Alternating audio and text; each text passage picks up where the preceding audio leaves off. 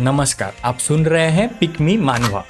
ये कहानी हमें एक ट्राइब के मेन स्क्वायर में ले जाती है जहाँ पूरा माहौल काफी रस्टिक और ओल्ड स्कूल सा लग रहा होता है। दूर से हमें कुछ लड़के एक लड़की को घेर के खड़े दिखते हैं और उनमें से एक बोलता है कि वो अभी भी कांप रही है। जैसे हम पास से देखते हैं हमें समझ आता है कि वो एक फॉक्स स्पिरिट है और एक बंदा उसे छूने की कोशिश कर रहा है। तभी अचानक हमारा प्रोटैगनिस्ट ली युआनी चीखते हुए उठ जाता है, चिल्लाता है कि कोई उसे हाथ न लगाए। ली युआनी कंफ्यूज होकर उठता है और सोचता है कि वहां कौन चिल्ला रहा है। अपना सिर पकड़ के हमारा हीरो बोलता है कि उसे चक्कर आ रहे हैं और सोचता है कि वो कहाँ है। इसी बीच उन लड़कों में से एक गुस्से में बोलता है कि उस लड़की ने उसे काट दिया और चिल्लाता है कि उसे बाहर ले जाओ। हमारा प्रोटैगनिस्ट इस बारे में बिल्कुल क्लूलेस होता है। वो सोचता है चल क्या रहा है भाई। तभी वो अपने झोपड़ी से बाहर निकलता है और सीधा उन अजीब आदमियों के सामने आ जाता है। उनमें से एक कंप्लेन करता है कि लड़की सिर्फ एक स्लेव है और कहता है कि इसमें कोई हैरानी नहीं कि ली युआनी उसे नफरत करता है। फिर वहां खड़ी भीड़ गॉसिप करने लगती है, बोलती कि ली युआनी भी कोई शांत नहीं है। तभी ली युआनी सोचता है कि कहीं वो किसी नॉवेल के अंदर ट्रांसमाइग्रेट तो नहीं कर गया।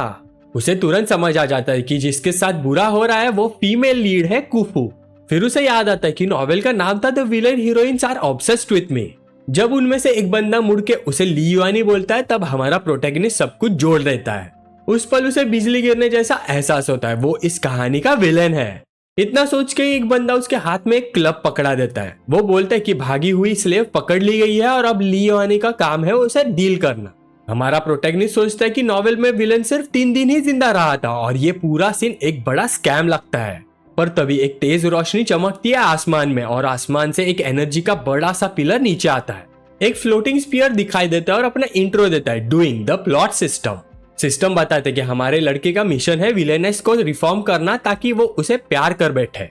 ये सुनते ही ली युआनी शॉक हो जाता है और पूछता है कि कहीं सिस्टम ने स्टोरी गलत तो नहीं पढ़ ली। डूइंग वार्निंग देता है कि अगर किसी विलेनेस का करप्शन वैल्यू 5 स्टार तक पहुंच गया तो तुरंत गेम ओवर हो जाएगा। सिस्टम फिर अलर्ट देता है कि फीमेल लीड का करप्शन वैल्यू बहुत तेजी से बढ़ रहा है, करंटली लेवल 3 स्टार। उनमें से एक बंदा बोलता है कि ली युआनी बस खड़ा क्या कर रहा है और कहता है कि अपना परफॉर्मेंस दिखाओ, और वो अगले ही पल लड़की पर अंडा मार देता है। हमारा प्रोटैगनिस्ट चिल्लाता है, पूछता है कि ये सब क्या कर रहा है उसके साथ। प्रोटैगनिस्ट की चीख से वो बंदा घबरा जाता है। ली युआनी तुरंत आगे बढ़ के लड़की के सामने खड़ा हो जाता है और कहता है कि देखना चाहता है कौन हिम्मत करता है उसे बुली करने का। तभी अचानक से एक ग्रीन हेड औरत स्मोक टोन के साथ सामने आती है। वो हैरान होती कि ली युआनी को कुफू को प्रोटेक्ट करते देखकर। सिस्टम फिर से वार्निंग देता है कि करप्शन वैल्यू और भी तेज बढ़ रही है और हमारा हीरो समझ ही नहीं पाता क्यों। ली युआनी खुद को इडियट बोलता है क्योंकि उसे रियलाइज ही नहीं होता कि वो अब कुफू का सबसे बड़ा दुश्मन है। ये सोच के वो पूरी स्ट्रेटजी बदल देता है। हमारा प्रोटैगनिस्ट बोलता है कि लड़की उसकी है और किसी को इंटरफियर करने का हक नहीं। बाकी लड़के सोचते हैं कि ली युआनी बिल्कुल नहीं बदला, बस पॉजिटिव हो रहा है। हमारा लड़का सबको वार्निंग देता है कि उसे दूर रहो और जो भी दोबारा हाथ लगाएगा उसे थ्रेटन करता है। यहाँ फॉक्स गर्ल कुफू को ये सब काफी अजीब लगता है। वो उसे साइड से देखती है। लड़की उसके एटीट्यूड से कंफ्यूज हो जाती है और उसे घूरती रहती है। ली युआनी उसे डांटते हुए बोलता है कि जल्दी से घर जाओ और सिस्टम उसे कॉन्ग्रेचुलेट करता है। हमारा प्रोटैगनिस्ट उस पर चिल्लाता है, पूछता है कि क्या उसे लगता है कि वो बहुत पेशेंट आदमी है। पर यहाँ लड़की अपने हाथ में एक तेज पत्थर पकड़ लेती है। कुफू उठ के खड़ी होती है और डिस्ट्रेस भरी नजरों से प्रोटैगनिस्ट का सामना करती है। फिर हमारा हीरो और फॉक्स गर्ल वहां से चल देते हैं जबकि दूर से उन्हें देखा जा रहा होता है। वो मिस्टीरियस ग्रीन हेड औरत कमेंट करती कि ये लुआनी काफी इंटरेस्टिंग होता जा रहा है। ली युआनी ओरिजिनल विलन की तरह एक्ट करता है और लड़की को धमकाता है, कहता है स्पीड बढ़ाओ अपनी। बेचारी फॉक्स गर्ल कुफू बिल्कुल थकी हुई होती है, मुश्किल से खड़ी रह पा रही होती है, पर अचानक से उसका पाँव फिसलता है और वो धम से गिर जाती है। हमारा हीरो उसे देख के सोचता है कि उसकी हालत काफी पिटीबल है और उसे किसी तरह बचाना होगा। तो वो डिसाइड करता है कि उसे उठा के अपने घर ले जाएगा। बाद में अपने घर पर हमारा लड़का बेड पर बैठ के सिस्टम से बात करता है। वो पूछता है कि क्या कोई स्टार्टर पैक या कुछ ऐसा मिल सकता है उसे। सिस्टम कंप्लेन करता है कि उसके पास सिर्फ 10 पॉइंट्स है, फिर भी आइटम शॉप खोल लेता है उसके लिए। ली युआनी सोचता है कि इतने कम पॉइंट्स में कुछ काम का खरीद ही नहीं पाएगा। फिर वो सिर्फ 2 पॉइंट्स का वुमेन्स क्लोथिंग का सेट खरीद लेता है, ये सोचते हुए कि जो भी आज सुबह हुआ कुफू के साथ उसके अमेंड के लिए। हमारा प्रोटैगनिस्ट उसको देखते हुए सोचता है कि 3 दिन हो गए अभी तक वो जागे क्यों नहीं। तभी कुफू धीरे धीरे अपनी आंखें खोलती है और सिस्टम खुशी से अनाउंस करता है कि फॉक्स गर्ल कुफू जाग चुकी है। इससे ली युआनी को सुकून मिलता है देख के कि वो ठीक है। फिर वो एक बाउल ऑफ फूड लेके पास आता है और उसे बोलता है पीने के लिए। पर अचानक कुफू का करप्शन वैल्यू तेजी से बढ़ने लगता है और हमारा हीरो पैनिक में आ जाता है। करप्शन पॉइंट्स इसलिए बढ़ रहे होते हैं क्योंकि कुफू सोचती है कि इसमें जहर है। ली युआनी झूठी खांसी खांसता है, फिर वो एक्टिंग कंटिन्यू करता है, चिल्लाता है कि या तो पी लो वरना जबरदस्ती पिलाएगा। इतना बोल के वो बाउल उसके हाथ में थमा देता है और धमकी देता है कि अगर अभी भी दवा नहीं पी तो उसको बाहर निकाल देगा। डर के मारे कुफू वो अजीब सा लिक्विड पीना शुरू कर देती है, भले ही उसे लगता है कि ये उसका आखिरी पल है। खत्म करने के बाद वो पूछती कि अब उसे और क्या करना चाहिए। फॉक्स गर्ल सोचती है अब उसका एंड पक्का है और बचने का कोई चांस नहीं उसके पास। ये सोच के वो बिल्कुल डेस्परेट हो जाती है और मन ही मन आता है कि शायद खुद ही सब खत्म कर देना चाहिए, बेटर होगा। हमारे हीरो की नीयत समझ जाता है और उसे धमकाता है, कहता है कि ऐसा सोचने की भी हिम्मत मत करना, और वो उसके लिए खाने से भरी एक प्लेट छोड़ देता है। वो उसे बोलता है कि कपड़े तुम्हें पहनने के लिए और खाना तुम्हें खाने के लिए। पर जैसे ही वो ये सब बोल रहा होता है, एक हरा कलर का स्नेक उसे ऊपर से देख रहा होता है। वो स्नेक चमकने लगती है और शेप बदलने लगती है, हमारे लड़के के बारे में सोचते हुए कि वो अभी भी कितना विशियस है और बिल्कुल भी नहीं बदला। और स्नेक एक ग्रीन हेड औरत में बदल जाती है जिसका फिगर काफी स्टर्निंग होता है। वो याद करती कि उसको कुछ अलग सा फील हुआ था, पर फिर सोचती कि शायद कुछ भी नहीं।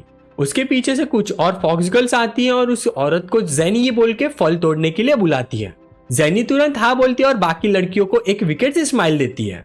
इधर ली युआनी लड़की को बोलता है कि तुम यही खाना डिजर्व करती हो। जब वो छोटा था उसने कई बच्चों के साथ 4 डिश और एक सूप पे गुजारा किया था। वो आगे बोलता है कि वो कचरे में खुदाई करती हुई लग रही है और उसे जल्दी से कपड़े बदलने को कहता है। प्रोटैगनिस्ट उसको धमकी देता है कि अगर एक भी दाना छोड़ा तो पूरा खाना उसके सर पर डाल देगा। और तभी करप्शन का एक पॉइंट बढ़ जाता है और सिस्टम बताता है कि लड़की अभी भी सोच रही कि खाना पॉइजन है। हमारा हीरो सोचता है कि पिछले ओनर ने उसे कितना बुरा ट्रीट किया होगा। फिर वो चिकन लेग उठाता है और कहता है कि वो इसे खाने के लायक नहीं है, फिर खुद ही खा लेता है। वो खाते हुए बोलता है कि इसका टेस्ट तो बहुत अच्छा लग रहा है, पर तुमको देख के मेरा एपेटाइट ही मर गया। और हमारा प्रोटैगनिस्ट बाहर निकल जाता है और दरवाजा लॉक कर देता है बाहर से। इधर फॉक्स गर्ल कुफू उसके रिएक्शन से हैरान रह जाती है, पर अचानक कुफू खाने की तरफ झपट्टी मार देती है जो हीरो ने छोड़ के गया था। वो चिकन लेग को भूखों की तरह खाने लगती है। डेस्परेटली खाती है, वो इमोशनल भी हो जाती है। खाते खाते ही वो रोने लगती है जब उसे समझ आ जाता है कि खाने में जहर नहीं है। बाहर सिस्टम खुशी से अनाउंस करता है कि कुफू का करप्शन वैल्यू पहली बार कम हुआ है। हमारा लड़का सोचता है कि पिछला ओनर इतने सुंदर लड़की के साथ इतना बुरा कैसे कर सकता है। यहाँ तक कि प्रोटैगनिस्ट और उसका नाम भी सेम है और ऑथर ऑफ द नॉवेल भी थोड़ा हापसी है। ली युआनी अपना रिफ्लेक्शन देखता है और अपनी गंदी और अनकेप्ट हालत पर कंप्लेन करता है। सिस्टम एक्सप्लेन करता है कि ओरिजिनल ली युआनी का डिस्क्रिप्शन नॉवेल में काफी छोटा सा है और उसे याद भी नहीं। फिर सिस्टम बोलता है कि नॉवेल का कैरेक्टर 3 महीने से नहाया ही नहीं था, जो सुन के हीरो बिल्कुल डिसगस्टेड हो जाता है। ली युआनी हार मान लेता है और पूछता है कि क्या वो 1 पॉइंट देकर शावर जेल ले सकता है। हमारा लड़का डील एक्सेप्ट करता है और सिस्टम उसे बाथ आइटम्स दे देता है, यहाँ तक कि टॉवेल और एक्सफोलिएटिंग मिंट भी फ्री देता है। वो मौका देख के एक फर्स्ट एड किट भी 1 पॉइंट पे स्पेशल ऑफर पे ले लेता है और फॉक्स गर्ल का ख्याल रखने के लिए। सिस्टम बताता है कि शॉप के सारे आइटम्स फॉरएवर यूज हो सकते हैं, जो हीरो को सरप्राइज कर देता है। ली युआनी सिस्टम से पूछता है कि क्या कुफू को डिनर मिल गया है। सिस्टम तुरंत जवाब देता है कि उसके बड़ी ने आधे घंटे पहले ही दे दिया था, तो उसे लगता है अब तक तो वो खाना खा चुकी होगी। और वो जोर से कमरे का दरवाजा लात मारकर खोलता है। अंदर फॉक्स गर्ल कुफू घबरा जाती है और खाना बंद कर देती है। प्रोटैगनिस्ट उसको ऐसे हालत में देख के सोचता है कि अभी तक उसने खाना खत्म क्यों नहीं किया। तो सिस्टम उसे याद दिलाता है कि वो अभी भी इंजर्ड है, तो खाना खाना उसके लिए कन्वीनियंट नहीं है। ये सुनते ही ली युआनी कुफू से बोलता है कि नीचे बैठ जाओ और खाना कंटिन्यू करो। फिर एक डरावनी आवाज में प्रोटैगनिस्ट उसे डांटता है, पूछता है कि क्या उसकी हिम्मत हुई लेफ्ट ओवर छोड़ने की, और एक क्रीपी सी स्माइल के साथ कहता है कि उसे याद रहेगा लेफ्ट ओवर छोड़ने वालों के साथ क्या होता है। वो उसे एक भयानक नजर से देखती है और लड़की ठंडे पसीने में आ जाती है, बिल्कुल डर के मारे। फिर ली युआनी उसके पास बैठ जाता है, जबकि लड़की खौफ के साथ बाकी खाना खा लेती है। फिर हमारा हीरो अपनी जेब से कुछ निकालता है। देख के कुफू को लगता है कि उसे दर्द देने का नया तरीका मिल गया है उसे अब। ली युआनी उसका पैर पकड़ लेता है और जिधर चोट लगी हुई है उधर कॉटन बॉल से दवाई लगाता है, पर बेचारी कुफू को लगता है कि ये तो जहर है उसे मारने के लिए। हमारा प्रोटैगनिस्ट सोचता है कि उसे यही लगते रहना बेटर है, समझाने से ज्यादा आसान। ली युआनी उसे डांटता है कि खाना खाना कंटिन्यू करो और रुकने की हिम्मत भी मत करना, और वो खुद उसके चोटों पर दवाई लगाना कंटिन्यू करता है। फिर ली युहानी उसका हाथ पकड़ता है और उसके चोटिल हाथ का इलाज करता है। कहता है कि सब जख्म जलन देंगे एक बार तो कम से कम। थोड़ी देर में वो उसका इलाज पूरा कर देता है और उसका खाना भी खत्म हो जाता है। ली युहानी उसे जाते जाते बोलता है कि मैंने तुम्हारे चोट पे मेडिसिन लगा दी है और मैं अब चलता हूँ। कुफू मन ही मन सोचती है मेडिसिन। कुफू हैरान रह जाती है और समझ जाती कि वो चीज उसके बॉडी पर लगाई गई थी वो मेडिसिन थी। वो जल्दी से उस पर चिल्लाती है और कहती कि रुक जाओ। जब वो कमरे से जा चुका होता है उसे अकेला छोड़कर वो पूछती कि क्या ये उसका कमरा नहीं है। बाहर हमारा हीरो ठंड से कांप रहा होता है और खुद को समझाता है कि ठंडी रात झेलना वर्थ इट होगा। वो सोचता है कि जब वो उठेगी और अपने जख्म भरे हुए देखेगी उसका करप्शन वैल्यू काफी कम हो जाएगा। सिस्टम फिर बताता है कि स्कोर करप्शन और अफेक्शन में डिवाइडेड होता है और उसके पास सिर्फ 7 पॉइंट्स बचे हैं। हमारा लड़का कॉन्फिडेंस में बोलता है कि टेंशन की कोई बात नहीं, क्योंकि कुफू के उठते ही उसे ढेर सारे पॉइंट्स मिलने वाले हैं। पर अचानक उसके झोपड़ी से अजीब सी आवाज सुनाई देती है। गुस्से में ली युहानी चिल्लाता है और उसे अनग्रेटफुल बैकस्टैबर बोलता है। ली युहानी को गुस्सा आता है कि फॉक्स गर्ल कुफू की मदद करने के बाद भी एक भी उसे पॉइंट नहीं मिला अब तक। फिर हमारा हीरो एक गहरी सोच में डूब जाता है। फिर वो अपनी बदबू के बारे में कंप्लेन करता है और बोलता है कि इस बॉडी का ओरिजिनल ओनर एक नंबर का गंदा इंसान था। आखिर में वो खुद की तारीफ करता है, कहता है कि अगर वो क्लीन और अच्छे कपड़ों में हो तो कोई भी लड़की उस पर फिदा हो जाए। इस आइडिया के साथ प्रोटैगनिस्ट डिसाइड करता है कि अपनी अपीयरेंस इंप्रूव करने के लिए नहाना जरूरी है और वो एक पॉइंट एक्सचेंज करके टॉयलेटरीज ले लेता है ताकि फाइनली साफ हो सके। अगली सुबह कुफू दरवाजा खोलने की आवाज से उठ जाती है और एकदम चौंक जाती है। दरवाजे पर ली युहानी खड़ा होता है, पूरी तरह से साफ सुथरा और अच्छी खुशबू के साथ। कुफू उसके इतने बड़े चेन से शॉक हो जाती है और उसे पहचान भी नहीं पाती। हमारा हीरो स्टाइल मारते हुए पूछता है कि क्या उसे वो बहुत हैंडसम और अट्रैक्टिव नहीं लग रहा। पर अचानक ही कुफू डर के मारे पीछे हट जाती है और ली युहानी उसे पूछता है कि अचानक से तुम पीछे क्यों हट गई। और तभी से उसका करप्शन फिर से बढ़ने लगता है। ली युहानी को समझ ही नहीं आता कि करप्शन पॉइंट फिर से क्यों बढ़ रहे हैं। तभी सिस्टम उसे बताता है कि उसका करप्शन वैल्यू 0.001 पर मिनट के हिसाब से हमेशा बढ़ता रहेगा। फिर उसे रियलाइज होता है कि अगर एक हैंडसम स्ट्रेंजर अचानक सामने आ जाए तो कोई भी सस्पिशियस हो जाता है। इसे फ्रस्ट्रेशन में ली युहानी गुस्से में दीवार पर मुक्का मार देता है। वो कुफू पर चिल्लाता है और पूछता है कि अभी भी वो वही पुराने गंदे कपड़े क्यों पहनी हुई है। क्या उसे उसने दिए हुए कपड़े पसंद नहीं आए। अपनी एक्टिंग जारी रखते हुए वो उसके कपड़ों को गंदा और बेकार बोल के क्रिटिसाइज करता है। ली युहानी उसको कंधे से पकड़ लेता है और बोलता है, क्या तुम्हारा इरादा ली फैमिली को पूरे ट्राइब के सामने गंदा होने का फील करवाना चाहता है। इससे कुफू थोड़ी डर जाती है और थर-थर कांपती है। उसको देख के ली युहानी सोचता है कि लड़की को गहरा ट्रॉमा है और उसे संभालना काफी मुश्किल होगा। फॉक्स गर्ल कुफी उसे डर और शक भरी नजरों से देखती रहती है। तभी हमारा हीरो चिल्लाता है और कहता है कि जल्दी से जाके कपड़े बदलो अपने। कुफू बोलने की कोशिश करती है कि उसे खाना बनाना है, पर उसकी बात ली युहानी बीच में काट देता है और बोलता है कि उसका खाना बहुत ही खराब होता है। फिर ली युहानी उसे बेड पे धकेल देता है और बोलता है कि तुम आज खाना मत बनाओ, जस्ट घर पे रहो और अपने एक्शंस पे रिफ्लेक्ट करो। हमारा लड़का गुस्से में वहां से चला जाता है, फ्रस्ट्रेटेड कि उसे एक भी अफेक्शन पॉइंट नहीं मिल रहा। कुफू दरवाजे के पास से झांकती है उसके बिहेवियर से बिल्कुल कंफ्यूज होके। फिर वो बेड पर रखे नए कपड़ों को देखती है और सोच में पड़ जाती है। कुफू को याद आता है कि पहले वो उसे कितना बुरा ट्रीट करता था और फिर अचानक कैसे बदल गया। वो आगे सोचती है वो तो एक स्लेव है और उसके मास्टर को मरती हुई हालत में छोड़कर भाग गई थी, और जब वो पकड़ी गई उसे सजा क्यों नहीं दी गई और ऊपर से नए साफ कपड़े भी दे दिए। फिर वो अपना हाथ देखती है और नोटिस करती कि जख्म पहले से बेटर हो गए हैं। वो सोचती कि क्या वो एक्चुअली उसके बारे में वरीड है, पर उसकी कॉन्शियसनेस उसे वार्न करती है कि ये सोच के बेवकूफ मत बनो, वो केयर नहीं करता तुम्हारी। फॉक्स गर्ल कुफू खुद को समझाती कि वो सिर्फ उसके लिए कोई और बुरा प्लान बना रहा होगा, क्योंकि ली फैमिली कभी भी किसी से अच्छे बिहेव नहीं करती। वो नए ड्रेस को जोर से पकड़ लेती है और डिसाइड करती कि उसे कभी ट्रस्ट नहीं कर सकती। उधर हमारा हीरो चलते चलते ही अचानक बीच में रुक जाता है। ली युहानी सोचता है कि लड़कियों को प्रिटी कपड़े पसंद होते हैं, जिससे उसका मूड बेटर होगा और उसे पॉइंट्स बढ़ेंगे। पर सिस्टम बताता है कि उसका करप्शन वैल्यू थोड़ा और बढ़ गया है, जिससे वो शॉक हो जाता है। ली युहानी फ्रस्ट्रेशन में जमीन पर गिर जाता है और बोलता है कि वो हार मान रहा है क्योंकि ये लड़की हैंडल ही नहीं हो रही उससे। फिर हमारा हीरो अपनी विलन एक्टिंग प्रैक्टिस करना शुरू करता है। बोलता है कि कुफू का दिन खराब था जो उससे टकरा गई। वो अपना ड्रामा कंटिन्यू करता है, कहता है कि अगर उसने अच्छी तरह से सेवा नहीं की तो उसे एक क्विक और पेनलेस एंड मिलेगा ताकि दर्द ज्यादा ना हो। फिर अचानक अपनी टोन बदल के सिस्टम से पूछता है कि क्या उसकी एक्टिंग काफी क्रूअल थी। डोइंग कंफर्म करता है कि हाँ काफी ज्यादा ही थी। ली युहानी बोलता है कि कैरेक्टर में रहने के लिए कोई न जानता कि पर्दे के पीछे वो कितनी मेहनत करता है। इसके साथ ही ली युहानी और सिस्टम दोनों हाइप हो जाते हैं और चिल्लाते हैं कि इस दुनिया में जिंदा रहने के लिए जो भी करना पड़े करेंगे। घर वापस आके हमारा हीरो चिल्लाता है कि वो वापस आ गया और पूछता है कि सब कहाँ है। सोचता है कि क्या फॉक्स गर्ल कुफू फिर से भाग तो नहीं गई। तभी कुफू पर्दे के पीछे से निकल के टिमिड आवाज में बोलती है कि वो यही है और भागी नहीं। प्रोटैगनिस्ट फिर डरावने अंदाज में उसकी तरफ चलने लगता है अपनी क्रूएल विलन इमेज बनाए रखने के लिए। ली युहानी उसे डांटता है और बोलता है कि नहा के कपड़े बदले क्योंकि इतनी गंदी है कि वो उसे एम्बेरस कर रही है। कुफू डर के मारे जमीन पर घुटनों के बल बैठ जाती है और बोलती है नहीं नहीं वो ऐसी बात नहीं है। पर उससे पहले ली युहानी कंप्लेन करता है कि उसने लकड़ियां क्यों जमा की, उससे उसका जख्म फिर से खुल सकता है। कुफू इस बात से बिल्कुल कंफ्यूज हो जाती है और उसे समझ ही नहीं आता कि उसके अजीब बिहेवियर पे कैसे रिएक्ट करे।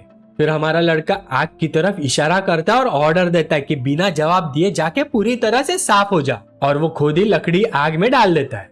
कुफू हाँ बोल देती है पर मन में सोचती कि उसे लगा था वो बदल गया है, जो बिल्कुल गलत था। उसके लिए वो कभी भी सच में नहीं बदलेगा। अगले ही सीन में हमारा लड़का उसके लिए गर्म पानी के साथ बाथ टब रेडी करता है। फिर उसे कहता है कि जल्दी से जाओ और नहा लो। ये सुनते ही कुफू शर्मा जाती है पर कैरेक्टर में रहने के लिए ली युहानी उसे इंसल्ट करता है। कहता है कि बाकी कई लड़कियां ज्यादा सुंदर है उससे, और हॉट भी और ज्यादा फायरी और बोल्ड भी। मैं बाहर जाकर ही ऐसे टहल के अपनी आंखें सेक सकता हूँ। कोई बेवकूफी होगा जो इंटरेस्टेड होगा तुम्हें ऐसे देखने के लिए, जिससे सिस्टम उसे वियर्ड बोल देता है। ली युहानी बाहर जाते हुए फिर से चिल्लाता है कि जल्दी से नहा लो, जबकि डूइंग फिर से कंफर्म करता है कि वो फिर से अजीब से बिहेव कर रहा है। मजबूरी में कुफू मान जाती है और नहाने के लिए अपने कपड़े उतारना शुरू करती है। धीरे से कुफू अपना पैर गर्म पानी में डाल के टेम्परेचर चेक करती है। पानी में बैठने के बाद वो सोचने लगती कि इतना सब होने के बाद आज रात वो उसे क्या चाहेगा। बाहर ली युहानी पैनिक कर रहा होता है और वो सोचता है इधर कुफू ही इतनी मुश्किल है और अभी उसे और 6 विलेन संभालनी है। वो कंप्लेन करता है कि वो तो हीरो बनना चाहता था, ना कि विलेन। सिस्टम उसे चीयर अप करता है और बोलता है कि उसके पास 7 पावरफुल फीमेल वॉरियर्स होंगी जिनको तुम शो ऑफ करके कितने कूल लग सकते हो पूरे समाज में। इस बात से हमारे प्रोटैगनिस्ट के अंदर नया जोश आ जाता है और वो बोलता है कि सिम बनना भी ग्रेटर गुड के लिए जर्नी का एक हिस्सा है। रात में बाद में कुफू दरवाजे पे आती है और बोलती कि उसने नहा लिया है जैसे उसने कहा था। जब हमारा हीरो मुड़ के उसकी तरफ देखता है तो वो बिल्कुल शॉक और स्पीचलेस हो जाता है। कुफू नए ड्रेस में खड़ी होती है और शर्मा के पूछती कि क्या ये आउटफिट उस पर अजीब लग रहा है। उसका चेहरा लाल हो जाता है और वो प्रोटैगनिस्ट के जवाब का इंतजार करती है, जबकि वो बस चुपचाप उसे देखता रहता है। फिर लिहानी उसे बोलता है कि ठीक ठाक लग रही हो, पर अंदर ही अंदर वो पैनिक कर रहा होता है और ऑलरेडी प्लान बना रहा होता है कि उसे और भी ढेर सारे आउटफिट्स खरीद के देगा। कुफू उसका रिएक्शन समझ ही नहीं पाती और सोचती कि शायद उसे ड्रेस पसंद नहीं आई, इस वजह से वो काफी उदास हो जाती है। अपनी एक्टिंग कंटिन्यू रखने के लिए हमारे हीरो कुफू को ऑर्डर देता है कि रात को वो उसके कमरे में रहे और जब वो सो रहा हो उस पर नजर रखे, जो उसे सरप्राइज कर देता है। फिर वो कुहू को गालों से पकड़ता है और ओवर द टॉप धमकी देता है, अगर वो बीच रात उठा और तुम उस रूम में नहीं दिखी तो उसे सख्त सजा मिलेगी। कुफू डर के मारे उसे एक्सेप्ट करती है और बोलती है आई अंडरस्टैंड। इतना कह के दोनों कमरे की तरफ जाते हैं और सिस्टम अनाउंस करता है कि एक्टिंग काम कर गई है और उसका करप्शन अब बढ़ना बंद हो गया है। हमारा लड़का उसे वार्निंग देता है कि बाल्टी के साथ छेड़छाड़ मत करना, क्योंकि अगर वो फिर से हर्ट हो गई तो उसे उस पर पैसा खर्च करना पड़ेगा। कुफू समझ जाती है कि वो बस इस बात से डर रहा है कि अगर उसे फिर से चोट लग गई या बीमार हुई तो पैसा खर्च होगा, पर पता नहीं क्यों उसे ये बात सुन के अच्छा लग रहा होता है मन ही मन। भले ही उसे लगता है कि ये सब पैसे के लिए हो, पर आखिर में वो उसकी कंसर्न समझ जाती है। कुफू रिलीफ के आंसू रोती है क्योंकि भले ही उसका भागना फेल हो गया हो, पर अब उसकी जिंदगी पहले जैसे मुश्किल नहीं रही। उसी पर डूइंग इन्फॉर्म करता है कि उसका करप्शन काफी कम हो गया है, जिससे उसे 10 पॉइंट मिलते हैं और लेवल 2 सिस्टम शॉप अनलॉक हो गया है। हमारा प्रोटैगनिस्ट ली युहानी ये सुन के खुशी के आंसू रोता है और सिस्टम को हक कर लेता है। सिस्टम भी उसे कॉन्ग्रेचुलेट करता है और बोलता है कि उनका प्लान काम कर रहा है। उसी मोमेंट ली युहानी की आंखों में नई डिटर्मिनेशन चमक उठती है जब वो देखता है कि उसकी मेहनत रंग ला रही है। वो सोचता है कि एक दिन कुफू समझ जाएगी कि वो पहले जैसा नहीं रहा और अब वो बस उसे खुश और मुस्कुराता हुआ देखना चाहता है। लंबे टाइम के बाद हमारा हीरो बेड पर रिलैक्स करने की कोशिश करता है, पर अचानक उसकी आंखें फट से खुल जाती है और तब वो देखता है कुफू उसके बेड पर है और अपने कपड़े उतार रही है, जैसे उसके रात के लिए कुछ और ही प्लान्स हो। उसे देखकर ली युआनी लाल होकर शर्माता हुआ बेड से कूद जाता है और पूछता है कि वो क्या कर रही है। कुफू शांति से जवाब देती है कि उसने ही तो उसे कहा था कि वो उसके साथ सोने आए। ये बात सुनकर ली युआनी घबरा के खड़े हो जाता है, जबकि कुफू उसका रिएक्शन से बस कंफ्यूज होती है। तुरंत ही ली युआनी ऐसा सब बोलने का डिनाई करता है और अपनी नाक से बहते खून को छुपाने की कोशिश करता है ताकि पूरी बेइज्जती ना हो। तभी सिस्टम एक डेंजर वार्निंग देता है कि उसका करप्शन वैल्यू बढ़ रहा है 0.001 पॉइंट से। फिर ली युआनी अपनी इविल विलन एक्टिंग बचाने के लिए उसे इंसल्ट करता है। लगता है मैं तुम पे ज्यादा ही इजी हो गया, जाके अपने आप को मिरर में देखो। क्या तुम्हें सच में लगता है तुम जैसे लड़की के लिए मैं डेस्परेट हो जाऊंगा? कुफू फिर से पूछती कि अगर वो इतना बुरा है तो उसके एक्शंस कुछ और ही क्यों दिखा रहे हैं। हमारा प्रोटैगनिस्ट बिल्कुल भड़क जाता है और उसे लेक्चर देता है कि गलत मतलब मत निकाले। गुस्से में वो उसे बोलता है कि बेड पर जाके सो जा और खुद जमीन पर दूर जाके सोएगा, और वो उसे बेड पर ढकेल देता है। और कुफू सोचती कि क्या उसे सच में वहां सोने की इजाजत है। ली युआनी बेड के बारे में कंप्लेन करता है, बोलता है कि वो ज्यादा ही सॉफ्ट है और बोलता है कि वो फ्लोर पे जाके सो जाएगा। पर मनी मन सोचता है कि मैं एक स्ट्रेट लड़का हूँ और अगर मैंने एक रॉन्ग मूव किया तो इसकी करप्शन वैल्यू मैक्स आउट हो जाएगी। कुफू से फिर से पूछती कि क्या अब भी कुछ होने वाला है, और वो बस उसे चुप रहने और सो जाने को बोलता है। इतना कह के हमारा लड़का सिर्फ एक कंबल के साथ सख्त जमीन पर लेट जाता है। उसे ऐसे सोते हुए देख कुफू मनी मन सोचती है अच्छा हुआ ये फाइनली सो गया, और वो खुद भी चुपचाप मान जाती है और लेट जाती है। थोड़ी देर में वो सो जाती है और पहली बार उसे महसूस होता है कि वो सेफ और शांत है। पर रात के बीच में कुफू को एक भयानक नाइटमेयर आता है। सपने में उसे याद आता है वो भयानक आग जो उसके पुराने गांव को जला के राख कर गई थी। सब लोग जान बचाने के लिए भाग रहे थे जब आग सब कुछ निगल रही थी। छोटी सी कुफू रोते हुए उस आग से बचने की कोशिश कर रही थी, पर भागते हुए उसे एक तीर लग जाता है और वो जमीन पर गिर जाती है, इतनी कमजोर कि उठ भी नहीं पाती। उसी तरह दो आदमी उसे पकड़ लेते हैं और बेचने के लिए पिंजरे में डाल देते हैं। कुफू अपनी सारी पुरानी तकलीफ और दर्द दोबारा महसूस करती है। वापस प्रेजेंट में कुफू बेड पर तड़पने लगती है और उसके आसपास डार्क एनर्जी घूमने लगती है। शोर से हमारा प्रोटैगनिस्ट जाग जाता है और सिस्टम उसे वार्न करता है कि उसे जगाना मुश्किल है, वो एक नाइटमेयर में है। ली युआनी पूछता है कि क्या डूइंग उसका सपना देख सकता है, वो पास्ट के बारे में क्या सोच रही है, पर सिस्टम उसे मना करता है और बताता है कि उसका करप्शन वैल्यू और बिगड़ रहा है।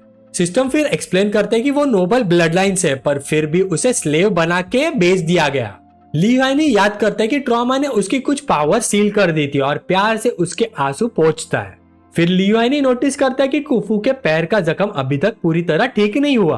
वो तुरंत ही अपना फर्स्ट एड किट उठाता है और उसका इलाज करने लग जाता है।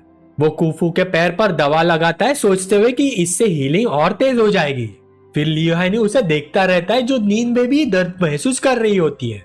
सोते हुए कुफू को तेज दर्द होता है और उसे लगता है कि वो जानबूझकर उसे चोट पहुंचा रहा है। वो सोचती है ये सब सिर्फ एक प्लान था ताकि वो गार्ड डाउन करे और फिर नींद में अटैक हो। नफरत से भरी आंखों के साथ वो बस ये चाहती कि वो जल्दी से सब कुछ खत्म कर दे। दर्द इतना ज्यादा होता है कि वो सोचती कि अब तक तो कोई सुअर भी जाग जाता, इसलिए वो किसी तेज चीज को पकड़ने की कोशिश करती है। इसी बीच हमारा हीरो उसका इलाज पूरा कर चुका होता है और फ्लोर पे गहरी नींद में सो रहा होता है। कुफू गुस्से से भरी हुई जाग जाती है और डिसाइड करती कि वो उससे बदला लेगी, पर अटैक करने से पहले ही उसे अपना जख्म से अजीब सी खुजली महसूस होती है। जब वो चेक करती है वो शॉक हो जाती है क्योंकि जख्म लगभग पूरी तरह से भर चुका होता है। उसी पल कुफू को समझ आ जाता है कि जो चीज उसके लिए दर्दनाक लग रही थी वो असल में दवा थी। सच समझ आते ही उसका दिल में उसके लिए अफेक्शन वैल्यू बढ़ जाती है क्योंकि वो बस उसकी मदद ही कर रहा था। अगली सुबह एक नया दिन हमारे हीरो ली युआनी के घर पे शुरू होता है, पर हम देखते हैं डूइंग घबराहट में उसे जगा देता है चिल्लाते हुए कि कुछ बहुत बुरा हो गया है। सिस्टम बताता है कि ओरिजिनल कहानी का प्रोटैगनिस्ट भी इस दुनिया में आ चुका है। हमारा लड़का पैनिक कर जाता है क्योंकि वही सो कॉल्ड विलन था जो पहले कुफू को बुरी तरह से ट्रीट करता था। डूइंग फिर से वार्न करता है कि उसकी एबिलिटीज के साथ वो हमारे हीरो की सारी प्रोग्रेस पल भर में क्रॉस कर लेगा।